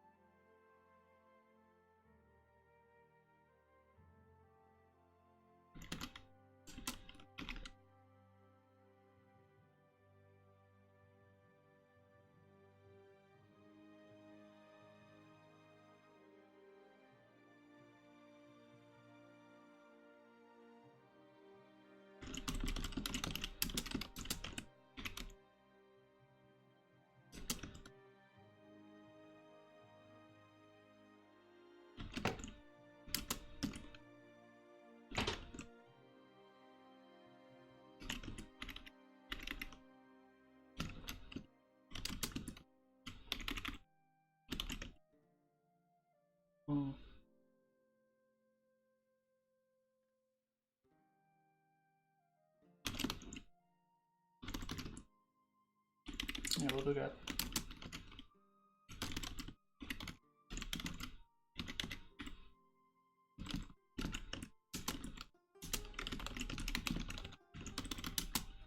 It's just a default implementation of the message. And the other one is like a more flexible one, because I want to add the colors, so I need to make it more flexible.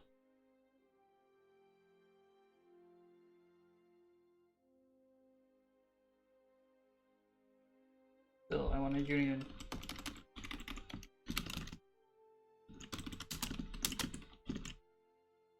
So this thing will just make a map out of it. And then you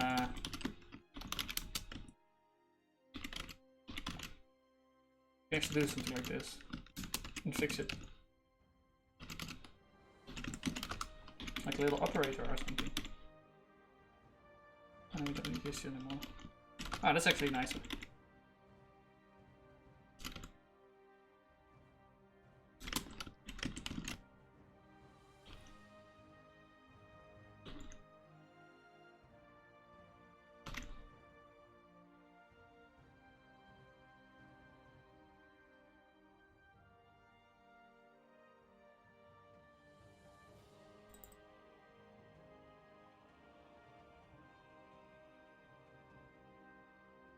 Doesn't know about utter.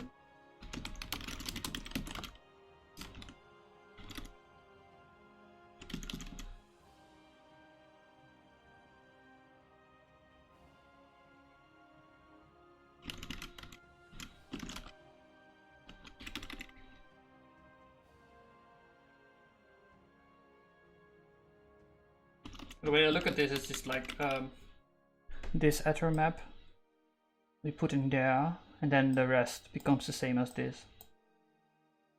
Partial application.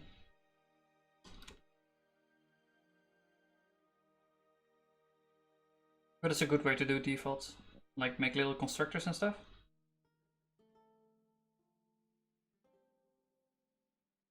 The factory pattern, object orientation, well, kind of. This partial application.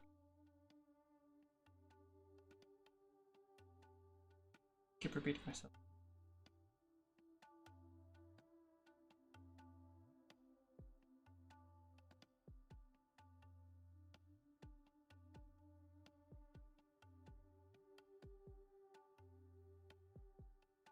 I haven't even used it.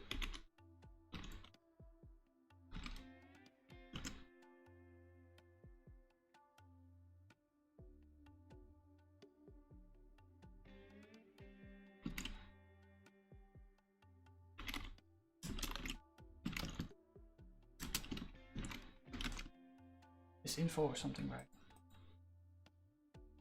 Yeah. And we're gonna make it big.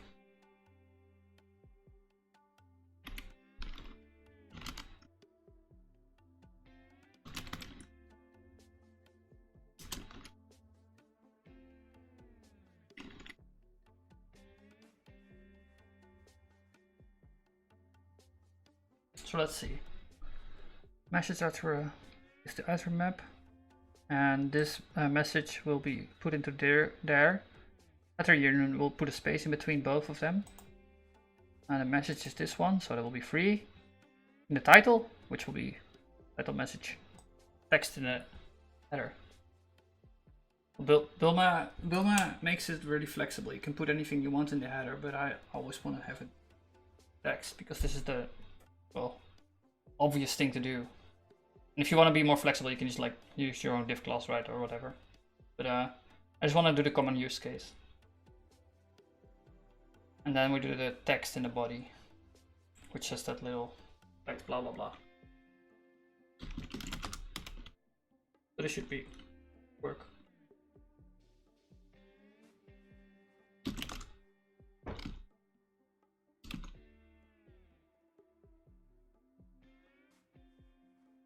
I'm pretty sure it wasn't time to send over the code.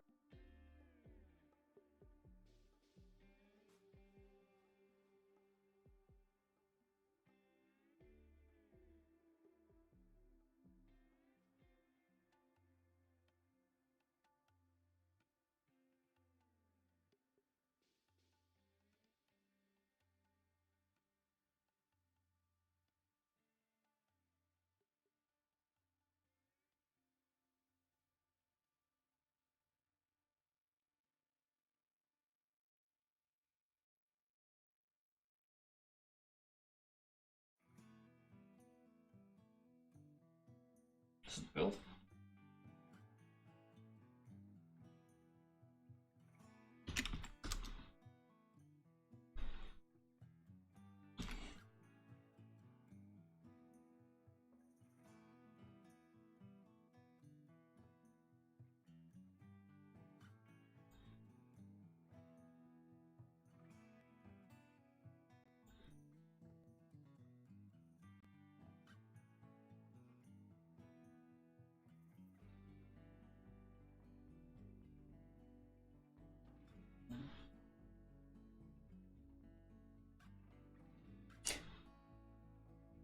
Haven't.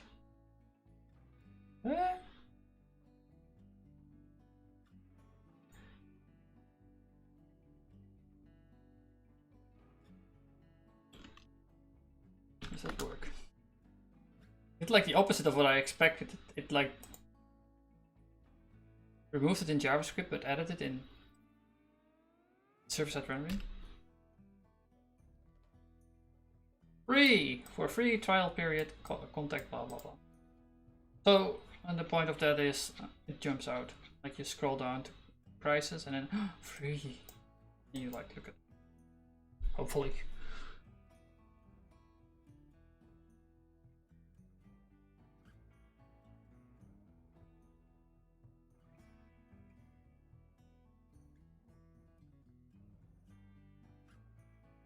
I'm thinking of like making it, no, let's just use free.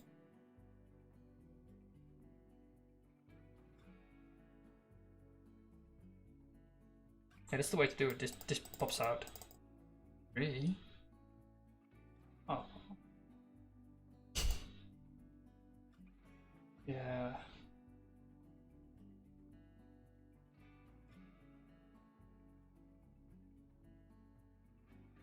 I like this. Let's deploy it.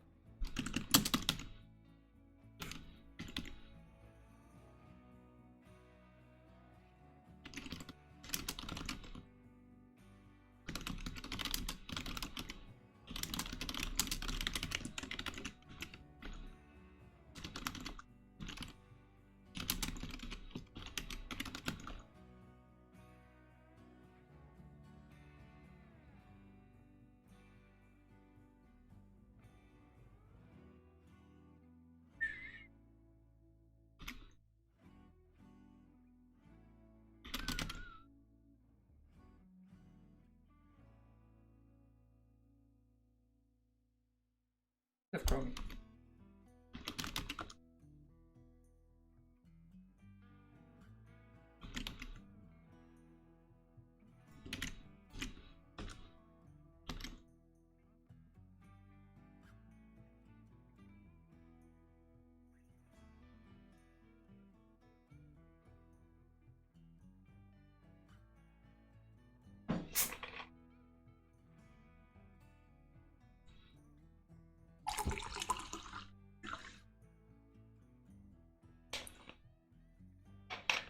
This is one thing on a to-do list, right? Like removing that pricing information because I haven't decided on it yet. And the next thing is this. I want to do this. Have some progression. This is like pretty trivial to do, but involves a lot of. Actually, I need to make another endpoint. Does it do ranges? Actually, maybe it's not a top. Rename this thing to routes. I'll do summaries right now.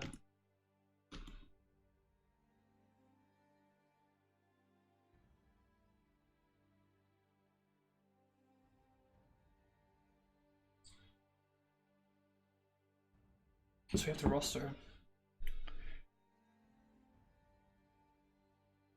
And oh, we got other roster fetch, which is basically everything in this 1 week. We need to do 4 of them. You know what? We just let the user specify a range.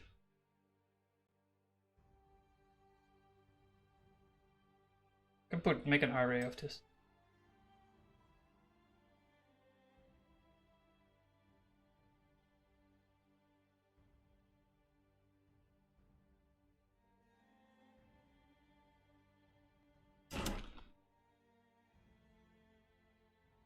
How about endpoint?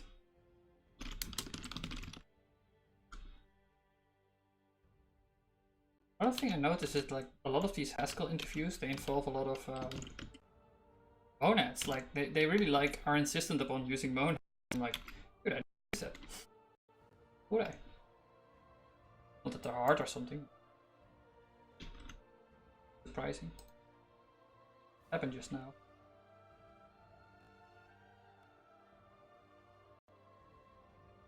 Are you Firefox?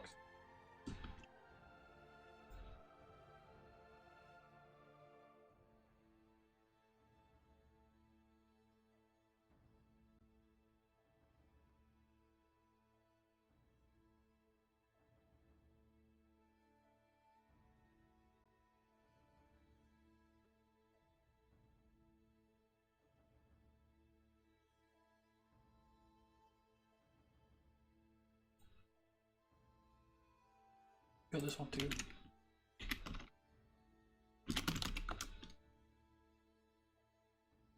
Firefox being buggy.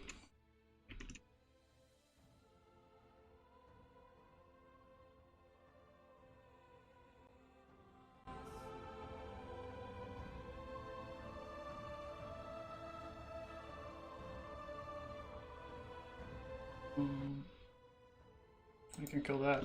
Shouldn't turret, man. It's bad for you.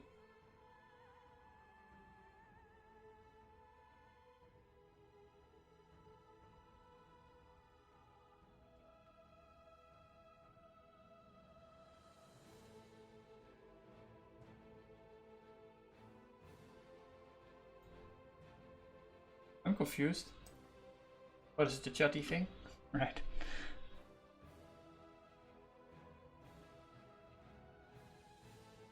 Just Chromium.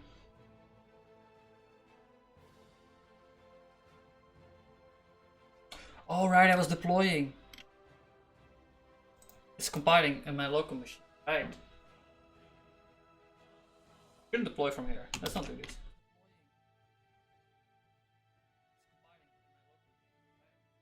This is creepy.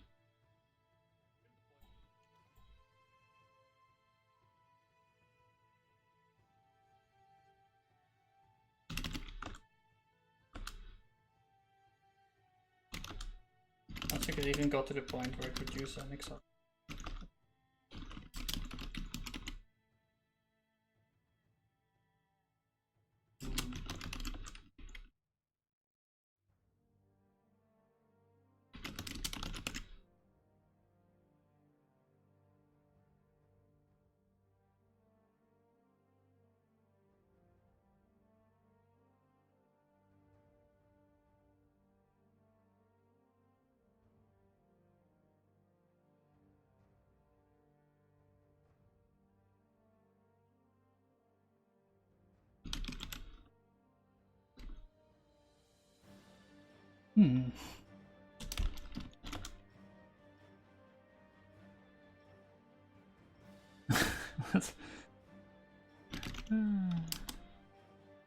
Mix up show. Oh, by the way, this is so this is mix-ups. It's possible to create a pure stateless deployment with Nix. So what happens is in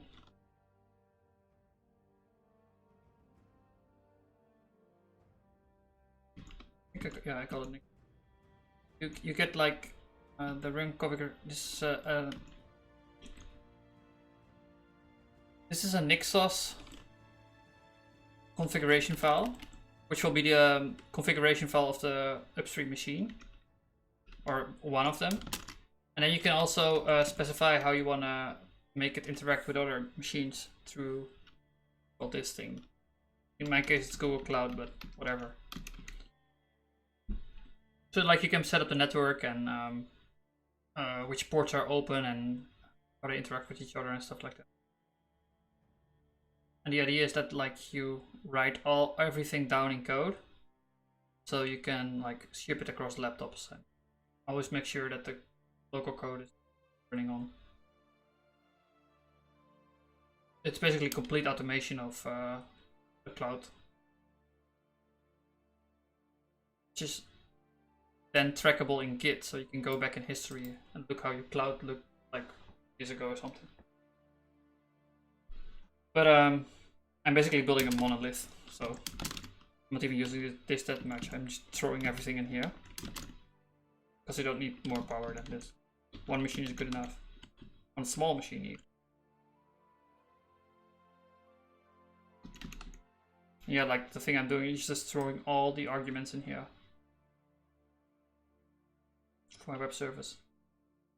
I should also write about these. I'm using Nix to name my CSS and JS files. So if, for example, the compiler of the the GHC compiler changes, then also the SHA will change for the JavaScript. So we make sure that the cache gets affected on clients. And we just never cache the root HTML document. Just, I don't know how to make it update properly, at least at the moment. Etext may be possible or something, but it's hard in Nginx. Oh my god, so many X's. Nixops. Right, so what I'm doing here is I'm interested in where this beta file is located according to Nixops. Because Nixops has a state file, unfortunately, which is local. But I wanted to show our info.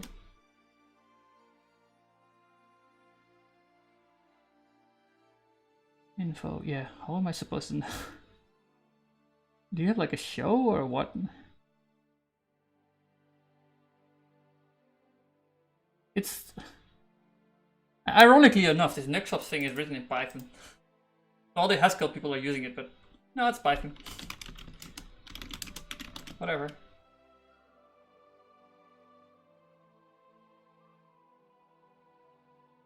At least I know it from my Haskell job. I assume other people are also using this, maybe. Well, Nix gets more search on than Reflex at least. It must be more popular than Reflex, which is really hard. I know, right? Can you like...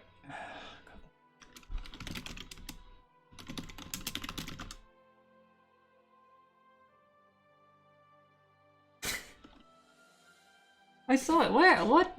Backup status, right. I just want to know where... I want to know what file you're using. Maybe we do like Nixops list beta. No, no, doesn't want it.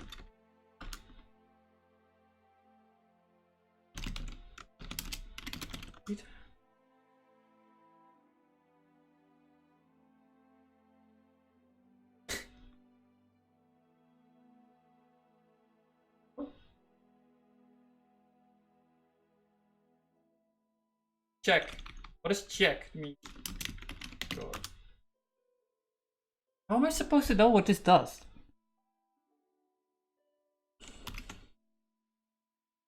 There is like an SQL line database, which may be more than the CLI thing.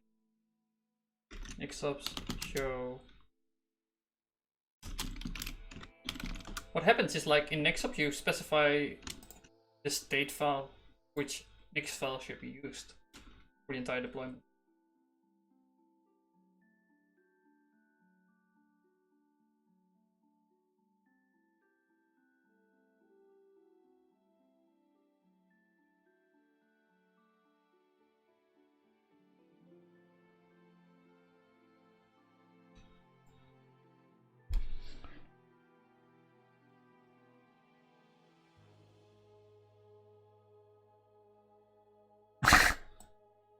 Right, of course.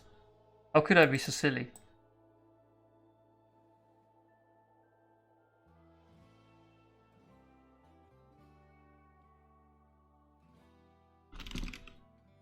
I think I made like a make file around this thing.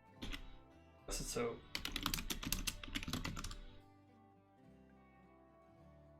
Yes.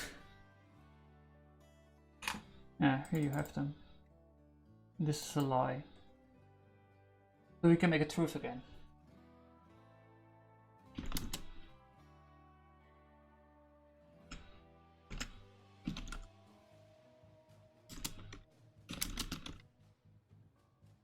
Actually, there is a raster.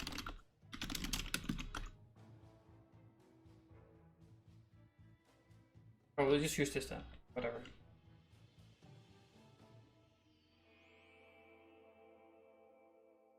And what I did is I put this state file sync thing, which is not a DevOps thing, man. I know so many DevOps things. Like, I could make my job out of it or something. Waste most, apparently. Well, I didn't put in Haskell, so who knows. This is like BitTorrent, except in Dropbox. Like if you combine BitTorrent with Dropbox, so it's peer-to-peer Dropbox. Sync thing, man, best thing ever. And I put my Nixops state file in sync thing to get a like distributed state file, if that makes sense. Another alternative to Nix is GUIX, which is list-based, easy to program, interactive to work with, but they don't have Nixops implemented yet. Yeah, I'm actually hoping that GUIX will take off because I don't really like the Nix language at all. So weird. But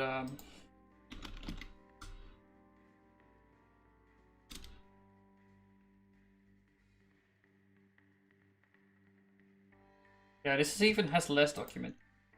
Do they even do the monorepo? That would be good.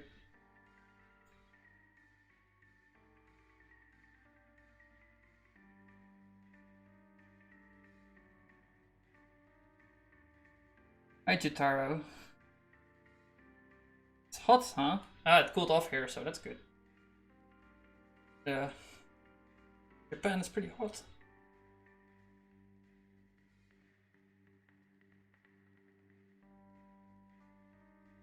I deploy.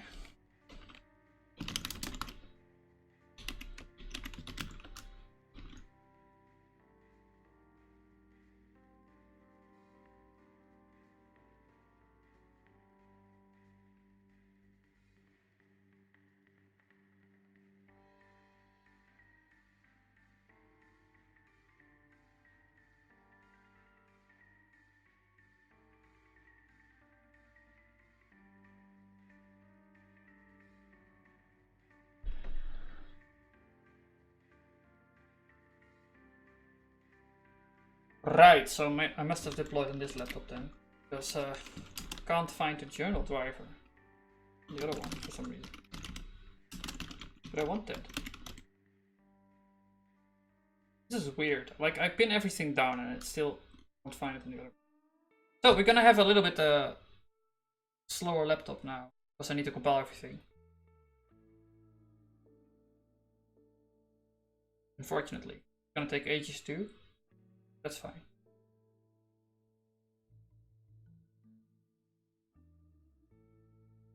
So another DevOps thing is that in if you use Nixops and Nix, you can have this journal driver thing and just enable it, and then you get like stack driver logging in Google Cloud. Google Cloud.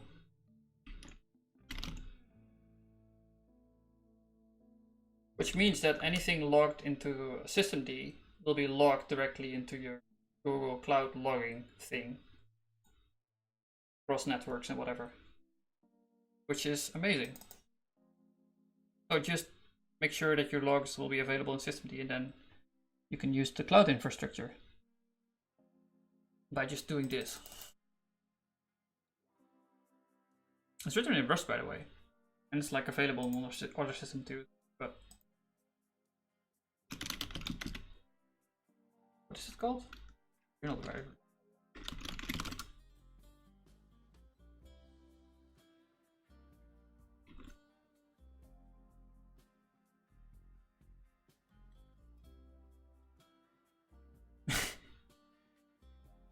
Am I the only one who started this?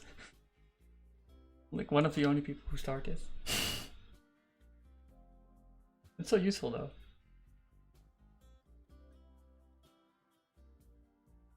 Maybe nobody's using Google Cloud, that's the problem. I'm seeing a pattern here.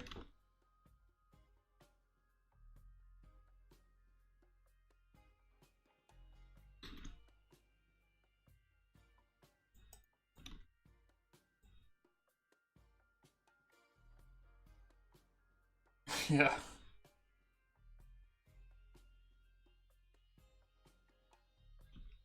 Everyone, go use Journal Driver, it's amazing. Takes away a little bit of DevOps work.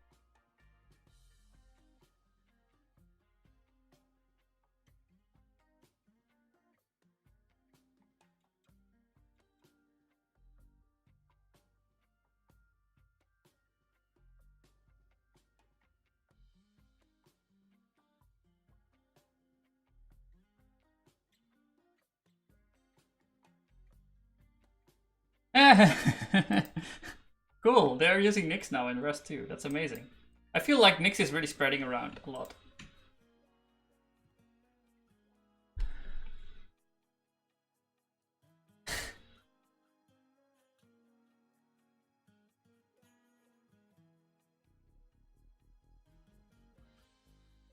And again, someone who's interested in this journal driver thing would also be interested in DevOps in general, so they would be more likely to know about Nix, I think.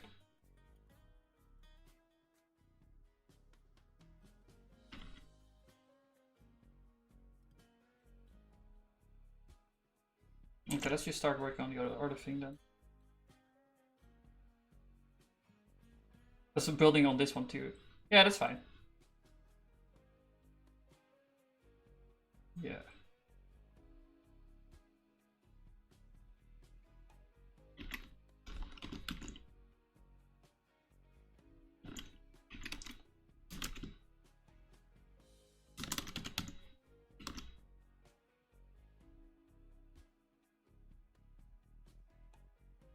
How do you even start?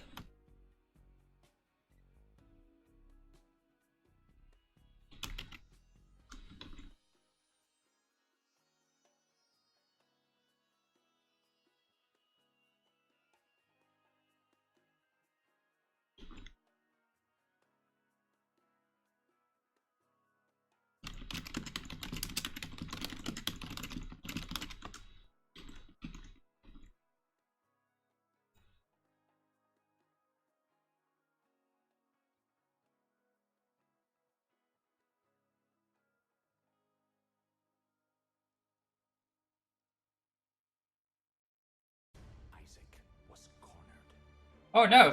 I should delete this one. With the desire to serve her God was bearing down on Isaac. I will do as I'm told, my lord. I love you above all else, Isaac's mother repeated to herself. 17, huh?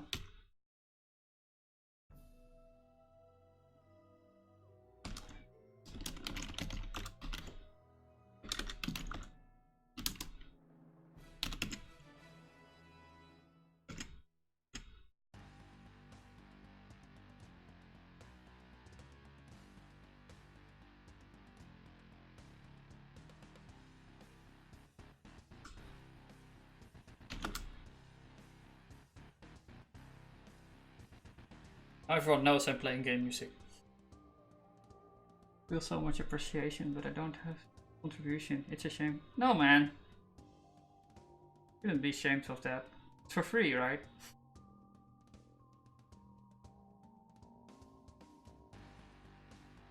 Like, I'm of the opinion that open source is you should only contribute to it if it actually helps yourself. So, for example, that stuff I'm doing with the Bullmax, like I gain real benefit out of that. So it makes sense for me to make that like that.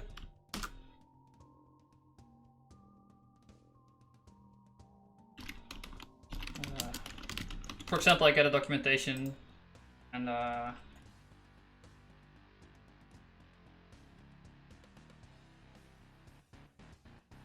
made it easy to write a blog about too.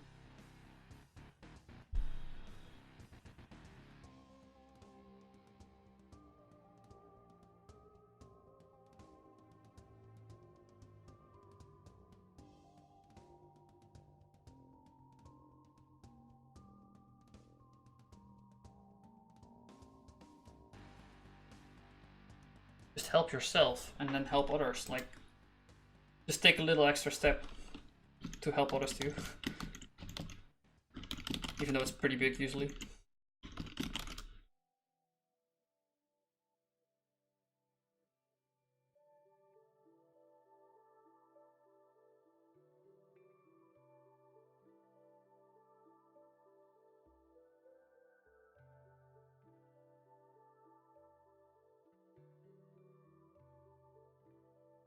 What I want to show here. But a stack driver, right?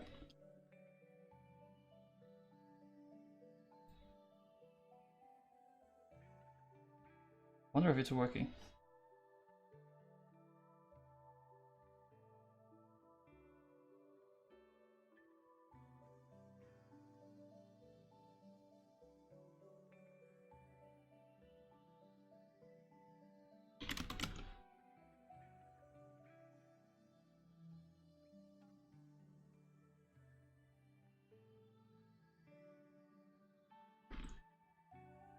Can we see it live?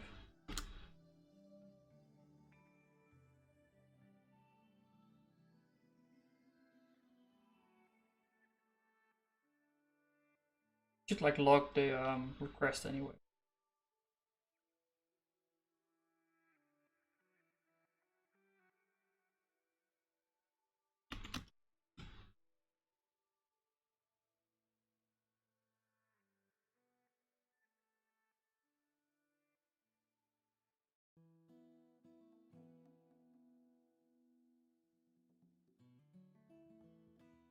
Mm-hmm.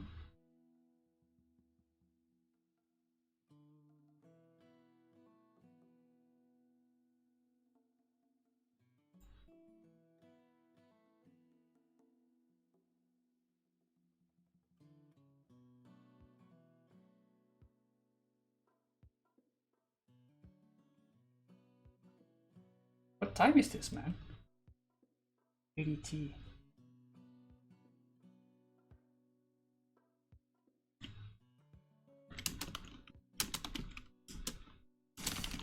Does this work?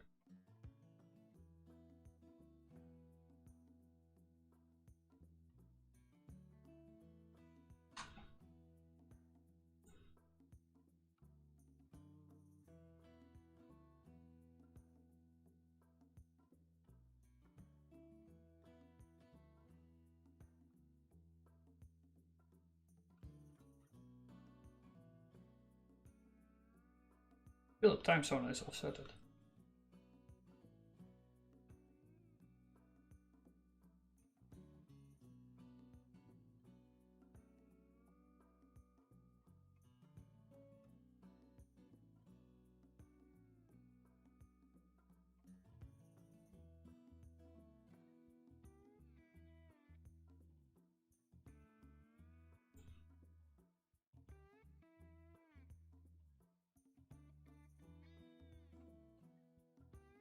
Yeah, this is definitely from now. It's the wrong time.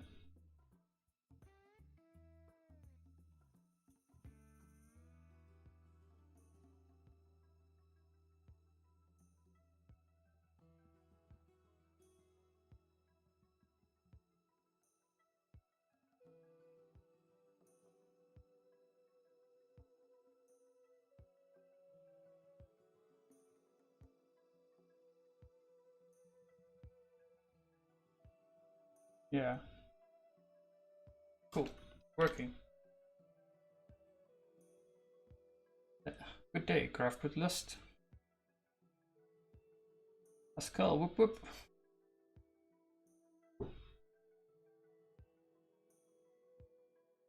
Back at it again, man. I'm ready for it.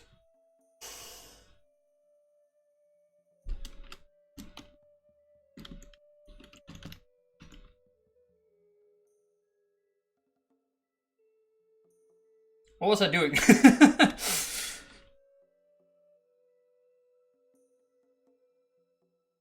Right, I just deployed the thing.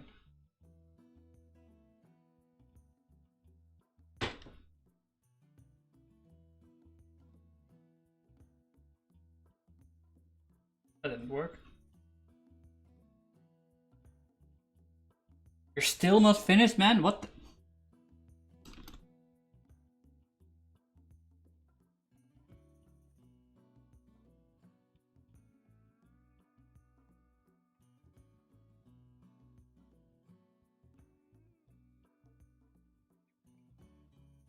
Oh, it's running the closure compiler.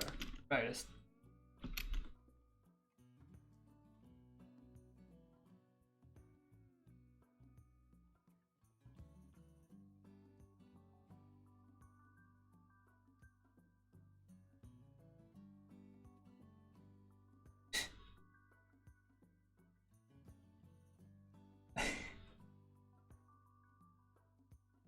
I'm just appreciating how Nix mix is really hard to read.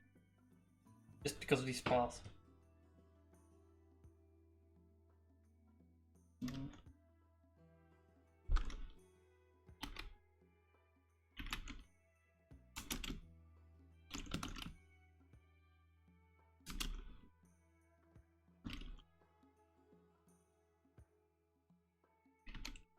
do I want to do?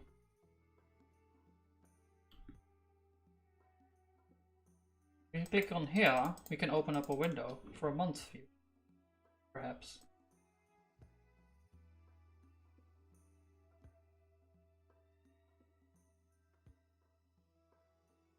Yeah, that makes sense. Let's do that.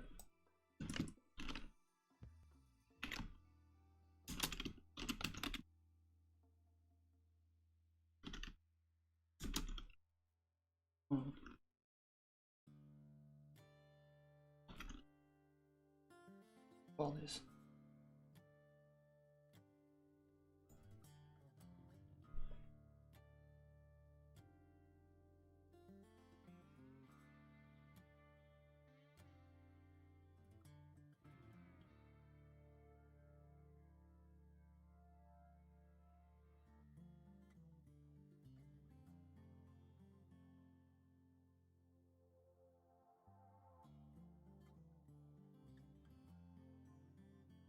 What is it compiling now then? If it was running closure compiler before.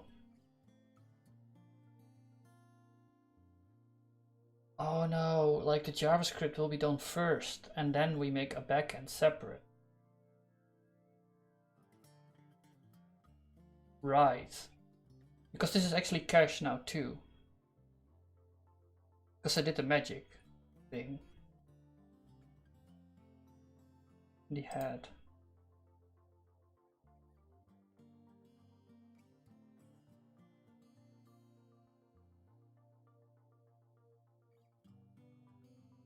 I didn't do that? Beta? Right, no, this is not beta. Beta?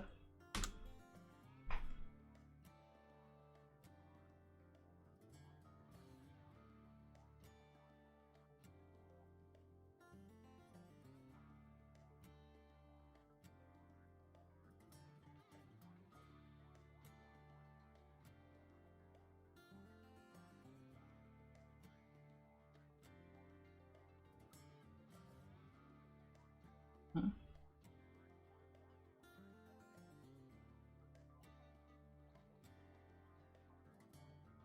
Yeah, I'm talking about these. This is the Nix expression they came from. So the browser will always be in line with whatever you build.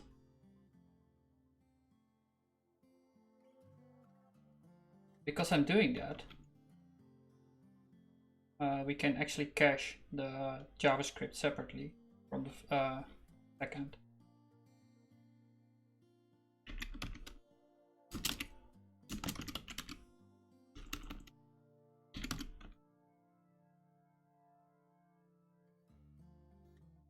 What do you call it? This is closure, right? But frontend is definitely a different Nix expression now.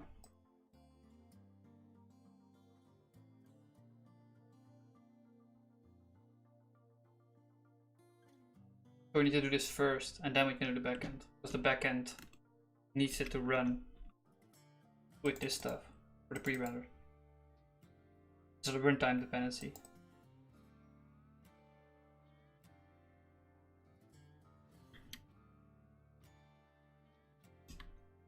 So before we can build a backend, we need to build a front end.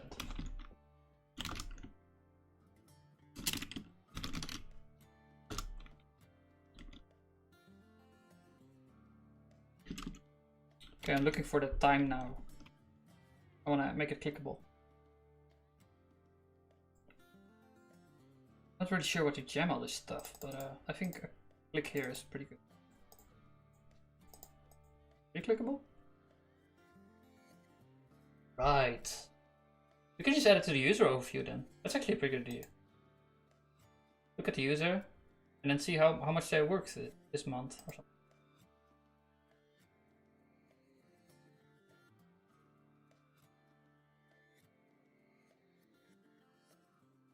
How about that?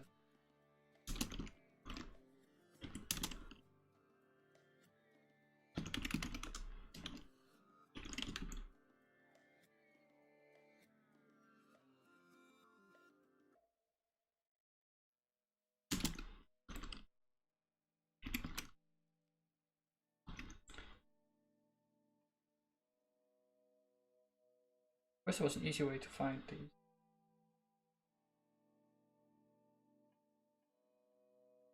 Modal. Do I have stream modal too? I should.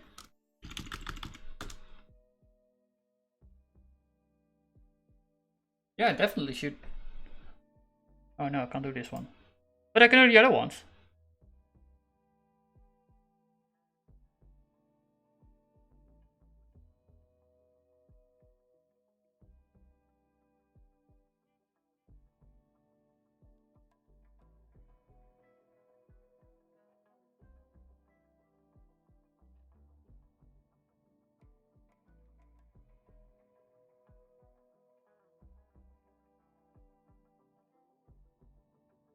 Yeah, let's do this.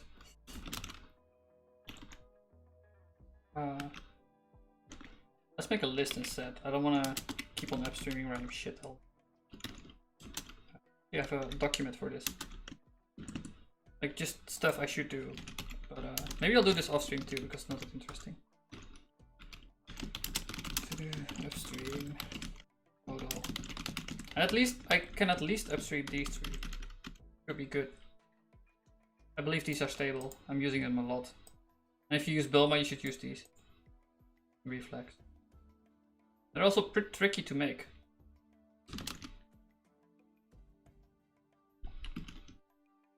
Not now.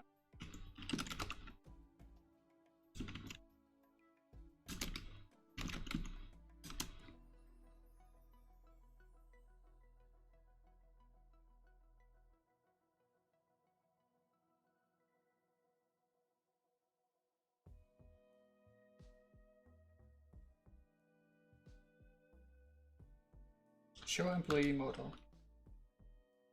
Sounds about right.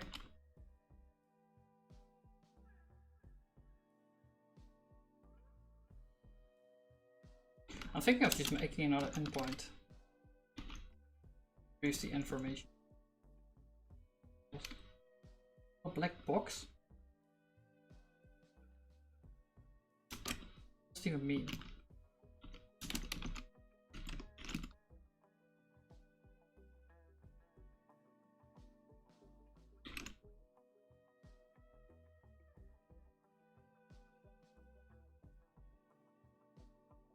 A modal with is it back but and in a box.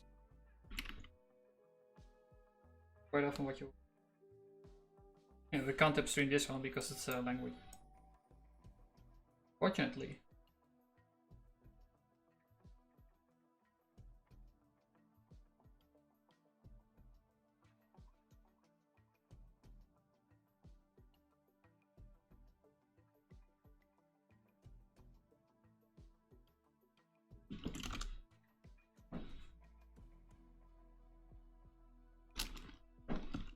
I'll just add the hours this month.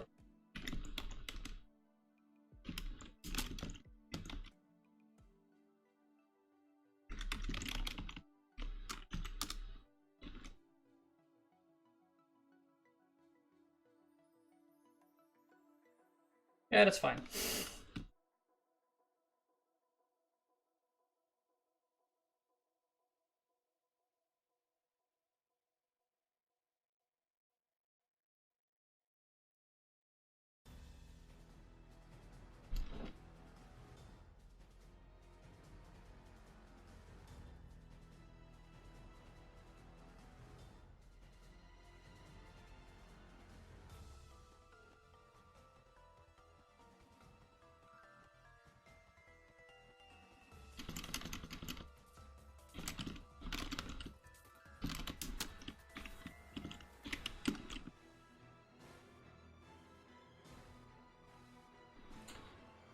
Bet I have a weird ass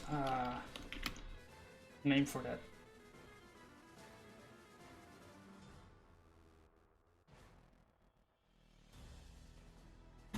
Or a new type at least. Look at summary. I think it's a summary.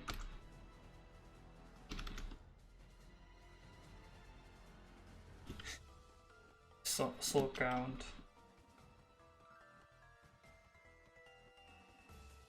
Maybe not.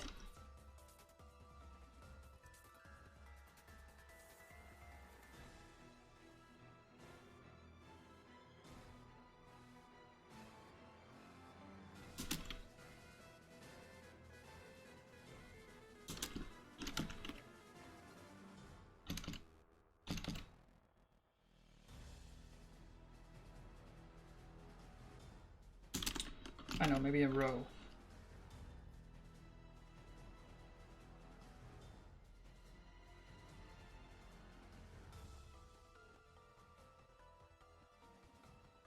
Minutes worked.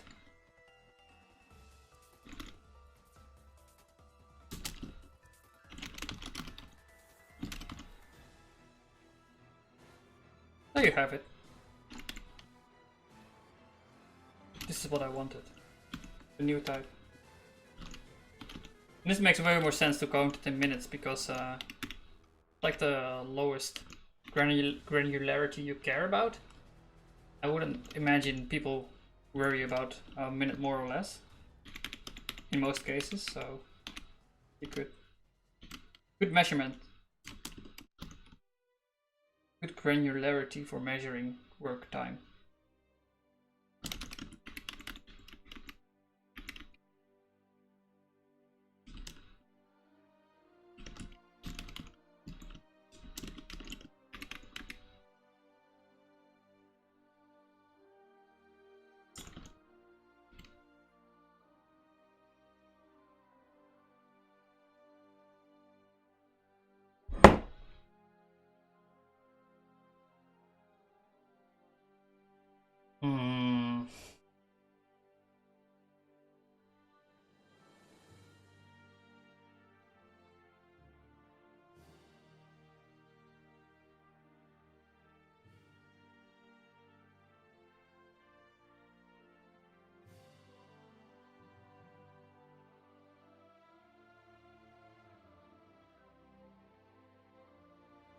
I'm thinking like, should I also give it a day so we can specify which month?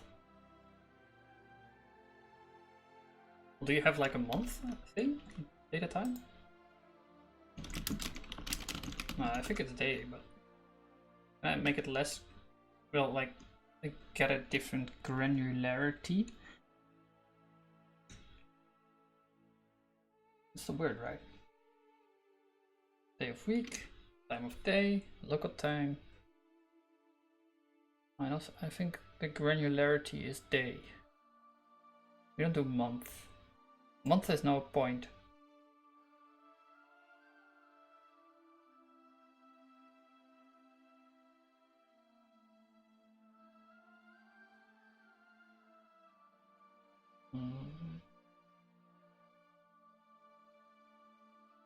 I suppose if you project time as a line, then a day would be a area on that line, right? It would be a subline, and a month would just be a bigger one. Yes, for some reason they don't do the bigger one, they only do the day and second, which is also an area on the line. There's no points. It's a continuous space. Well, actually, if you believe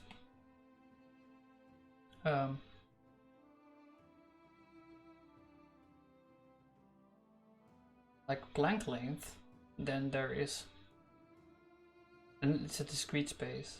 We believe that physics, but I'm not sure how it works, so I'm sure if I don't believe it either. Anyway, we get back minutes. We give it a username and a day.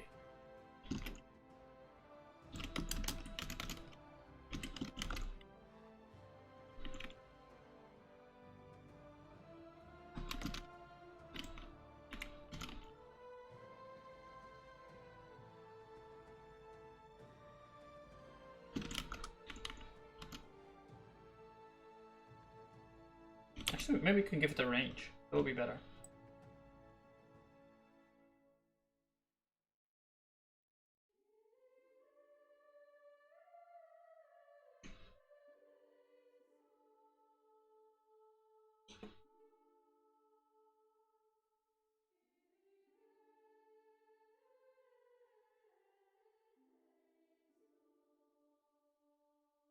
Calendar diff days. You'd like, you know, give some more words. Of you the dates and the card. Your date.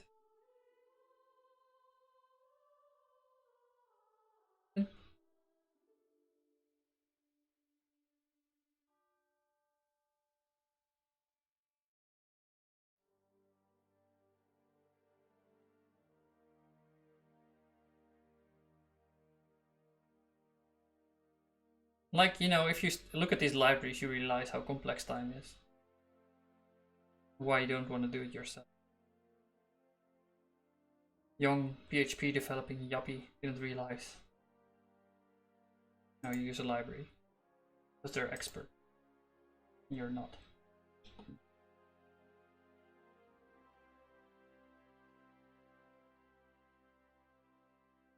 We have like a day range.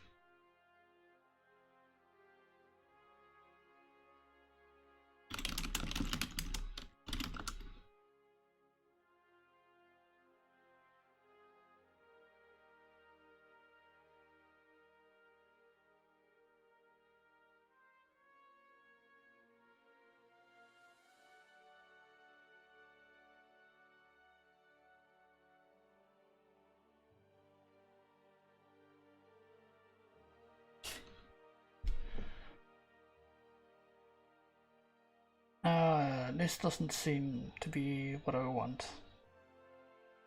Let's just make our own range. The fuck?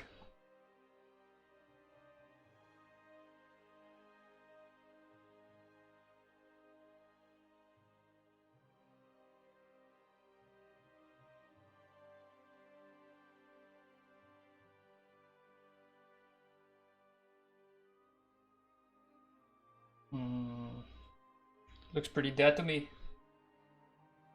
Are you even alive as you? Oh, you're alive. Good for you.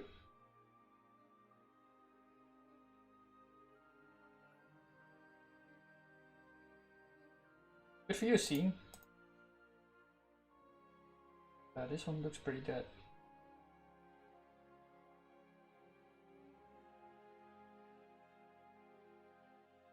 Okay, let's just give it 2 times then.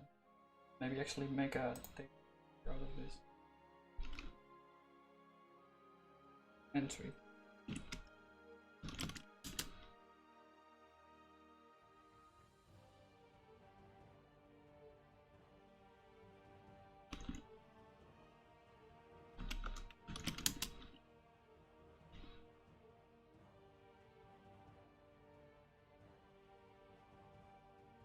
worked request or something.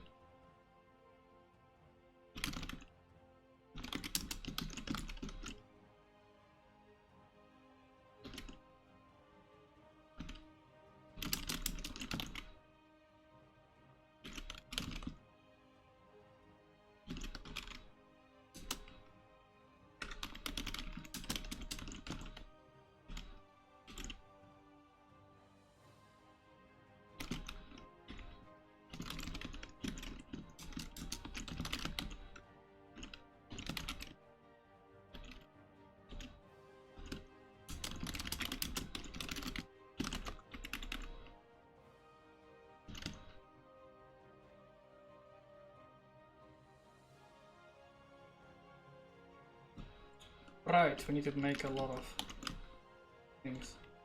Oh, you're also doing lens now,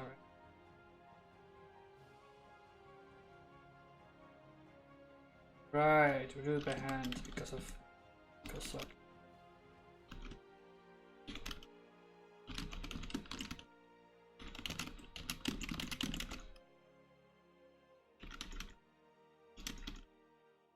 Template Haskell sucks really bad.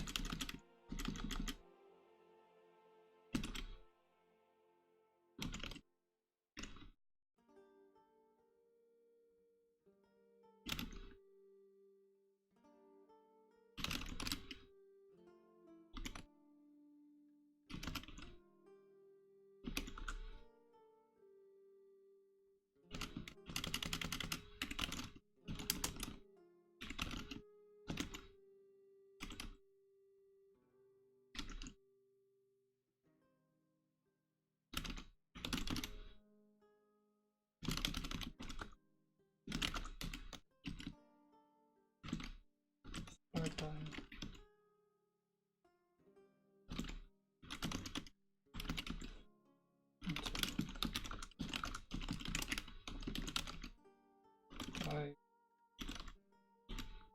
Actually, it's not that bad. Why would I ever use template Haskell?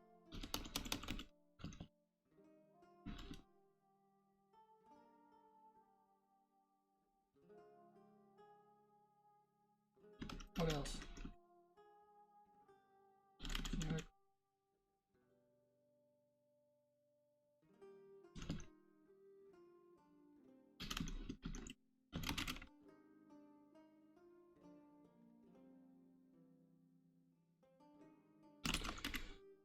The idea is we add another endpoint, worked, which gets a worked request and returns the minutes worked for this worked request, which will be arranged from day to day.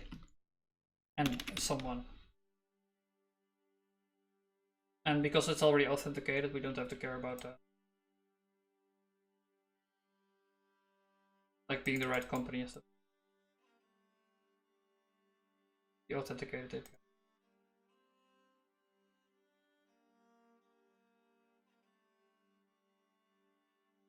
Doesn't like this.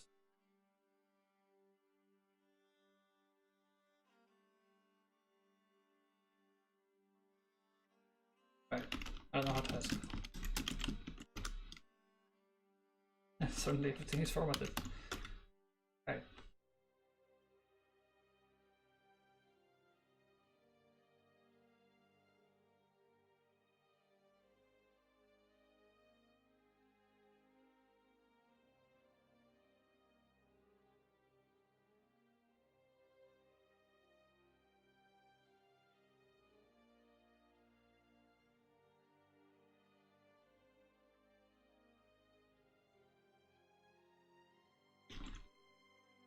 This is the endpoint.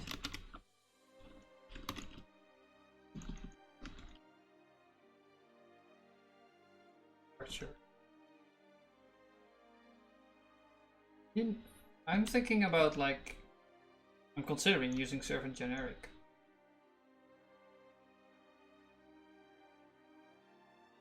This is just getting out of hand. But I don't know if servant generic will work for servant client, like servant reflex client. But I need it. Actually, maybe if I play it right, I can get paid to make that.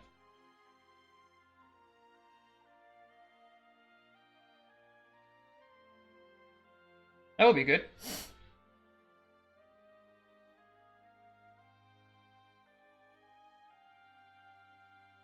But which one did I add?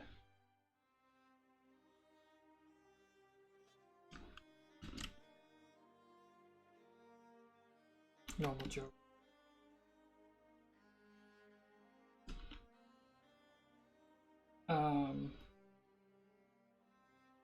It's not a get. It's not a put, it's a get. Oh. Good. You're not a reg body, you capture.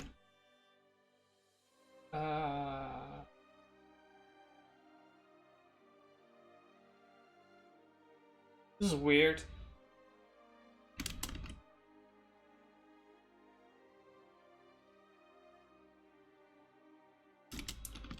I see the problem now.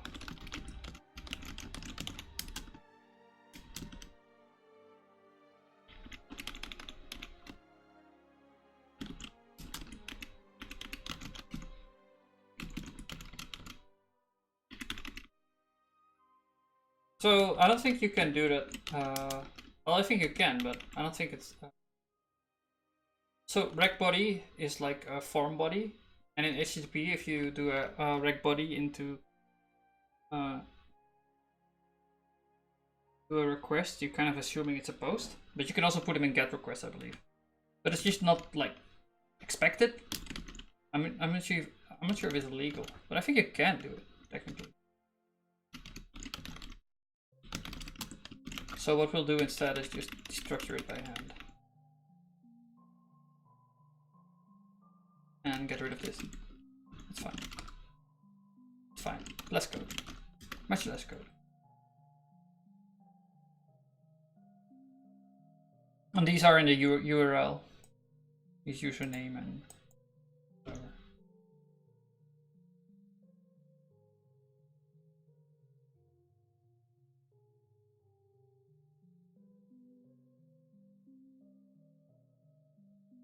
Right, I didn't save this. Now I just want to do this.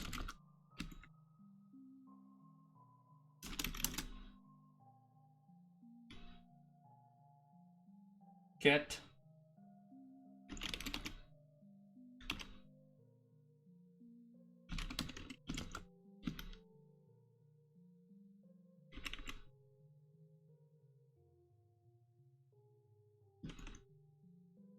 So this will save do the one, and then we'll make the other one. It's not that hard to make this actually. That's good. I'll just make a separate end. We'll put that together. That'll be neat. Right. We can just coerce this actually.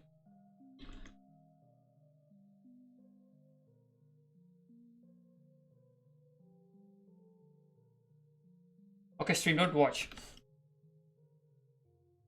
I don't really care. Company cares, but I think I did a coerce. Just completely forgot how to. A small task. In a small task, I also made a servant thing.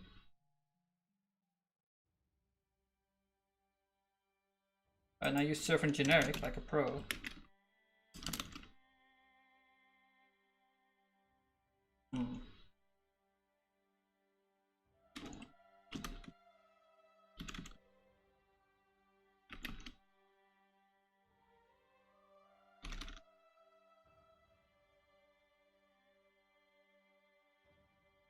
No, I forgot. I think I just used coerce somehow.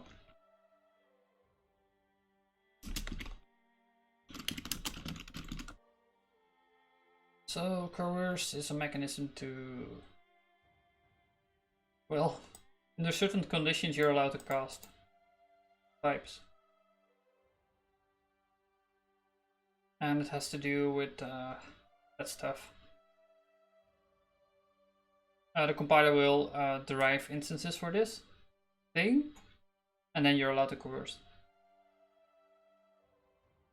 But in case of new types, what I'm doing, it's allowed.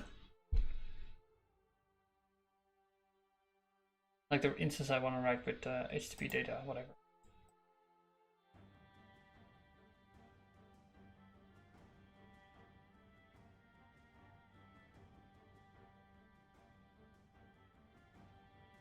Do HTTP data username.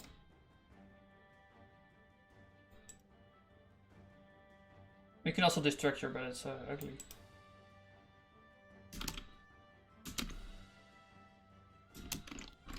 Where did they do it? I remember doing this.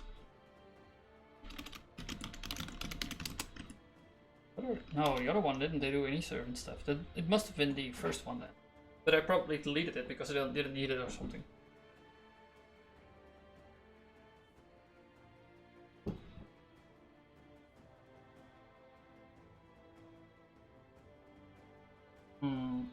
Oh, it probably was had to do with servant auth not working properly with servant generic for some reason.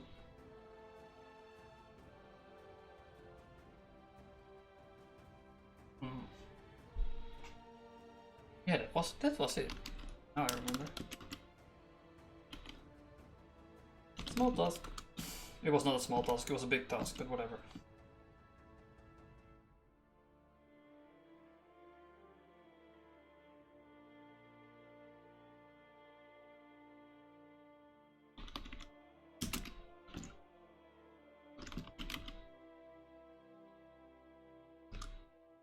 Look at that.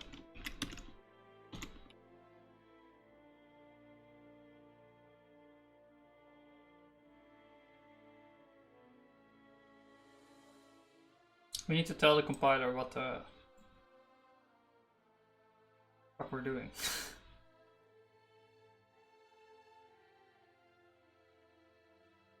I remember now, I got it from the library itself. I just kind of copied this. Yeah. Because I just wanted to know how they dealt with other new types. And then I saw this coerce stuff and I was like, I can use that. Because I already heard about it before. But never really tried using it. And then I tried using it and it was pretty easy. So why wouldn't we use it now? It's fast, man. Like if you do coerce, it basically says, okay, these types are the same. Just okay, it's the same. Which is totally the case in case. Yeah, it's like this, it's the same code.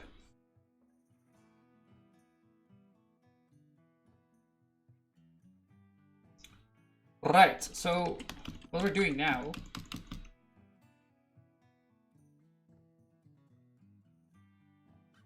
I don't know about coerce.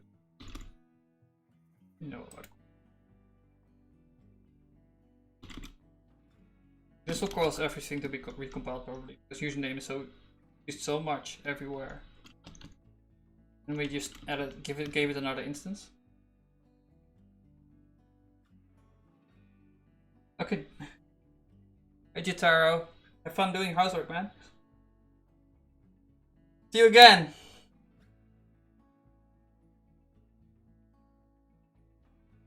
Yeah, I'm gonna eat you soon, so you won't miss much, man.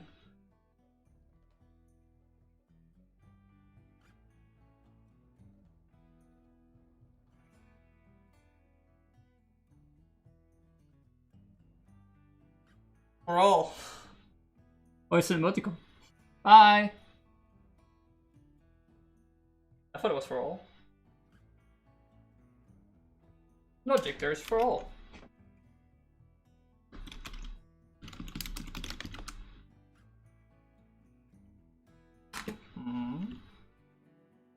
Give me the symbol. For all. For all n in n. Big N. What is n? Natural. Oh, for all natural number.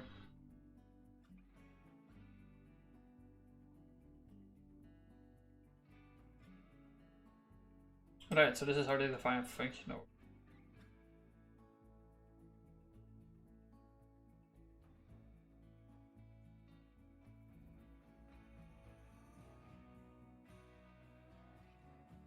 Always derives to true. Like a type system.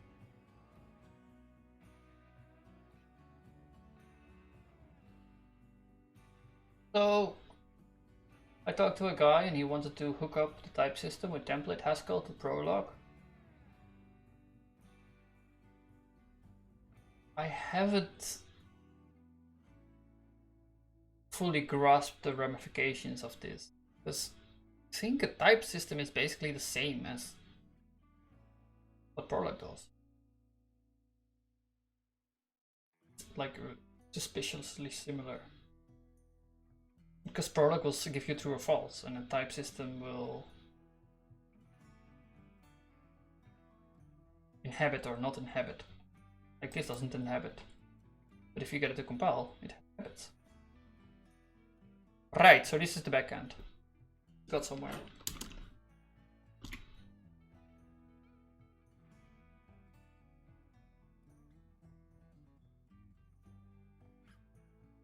But it's actually kind of cool you can do that with template Haskell. You can like make your type system stronger using IO. It's something like Prolog.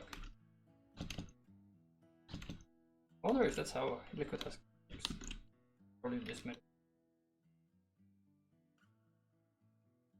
Oh, he should also do that actually.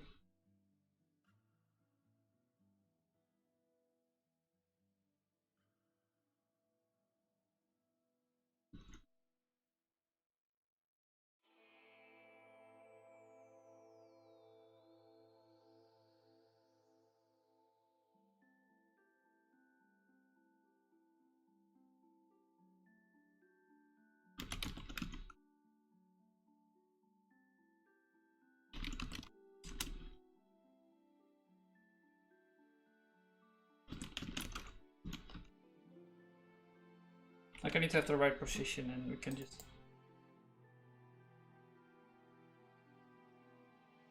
Oh, compels, okay, whatever.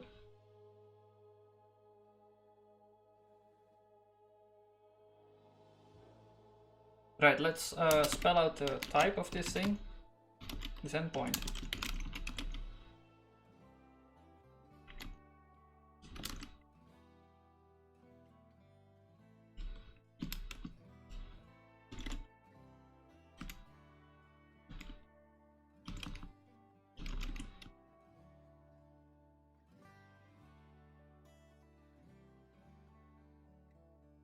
Get minutes. Potential. Okay.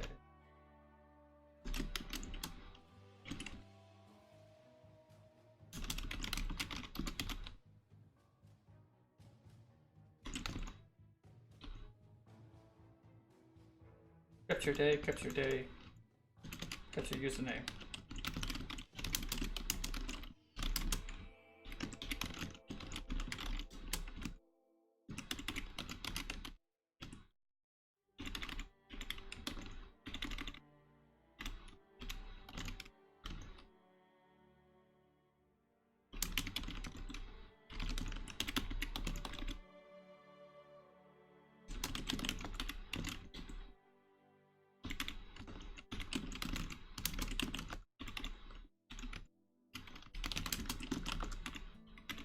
Again, we use partial application to make things work. This is actually like...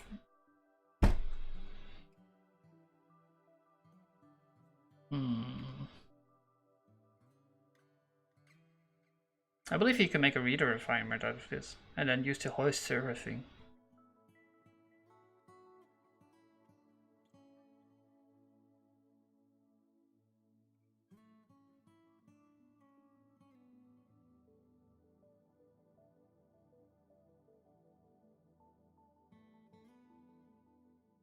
No, it's the wrong order. Like, this applies the argument first, whereas the reader argument thing will apply the argument as last.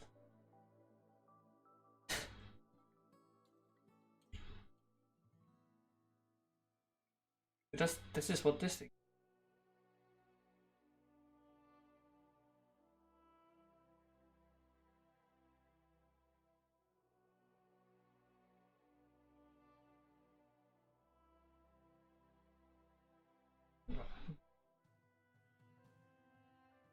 I don't know.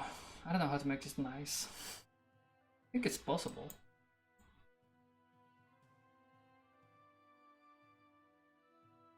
So you just figure it out by trying.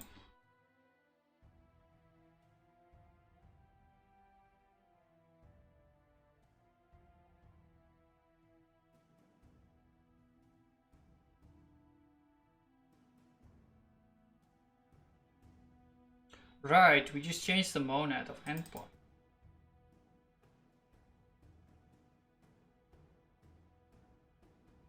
Be a reader. And it works. And we can make it work. Just using this natural transformation. Go one step further with potential. Now I'm just using the same transformation everywhere. We'll make it a bit. Yeah, it's getting out of hand. But it's not as bad as the other one.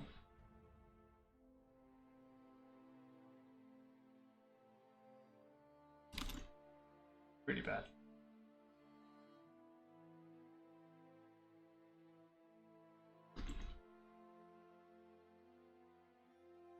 I think it compels. Then I'm gonna quit for now and I'll be back tonight, probably. Maybe tonight.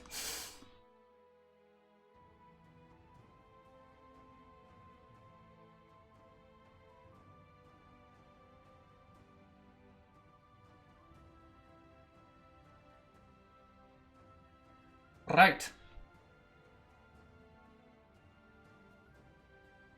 Oh, thanks Alien ZJ for following. I didn't get the notification, I should fix that. But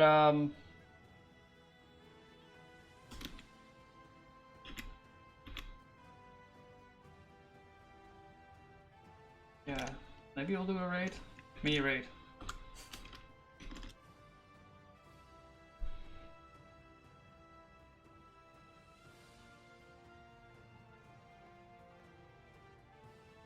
I don't know what I'm doing. Oh, like, I'm logged in into this one, that's the problem. Right. Echo Hack Online?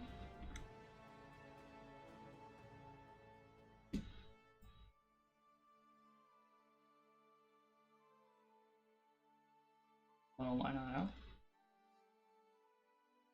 Okay. Then whatever. I'll leave you be.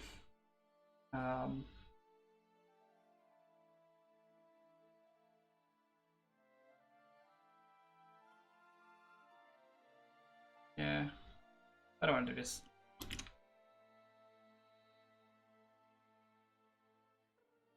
Well, maybe.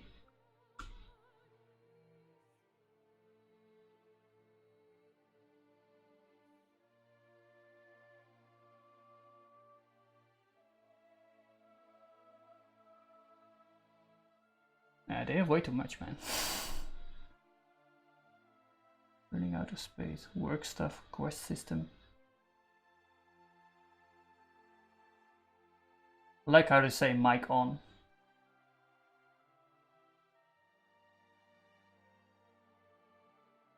Yeah, we should all learn Blender, man. We really should. Let's rate this guy.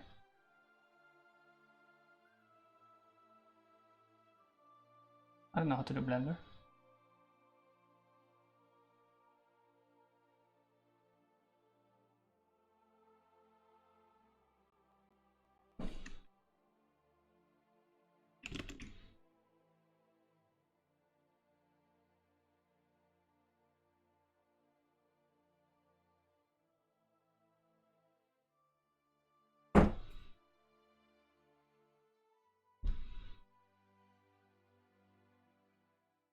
Okay, gamers, let's raid. Charge!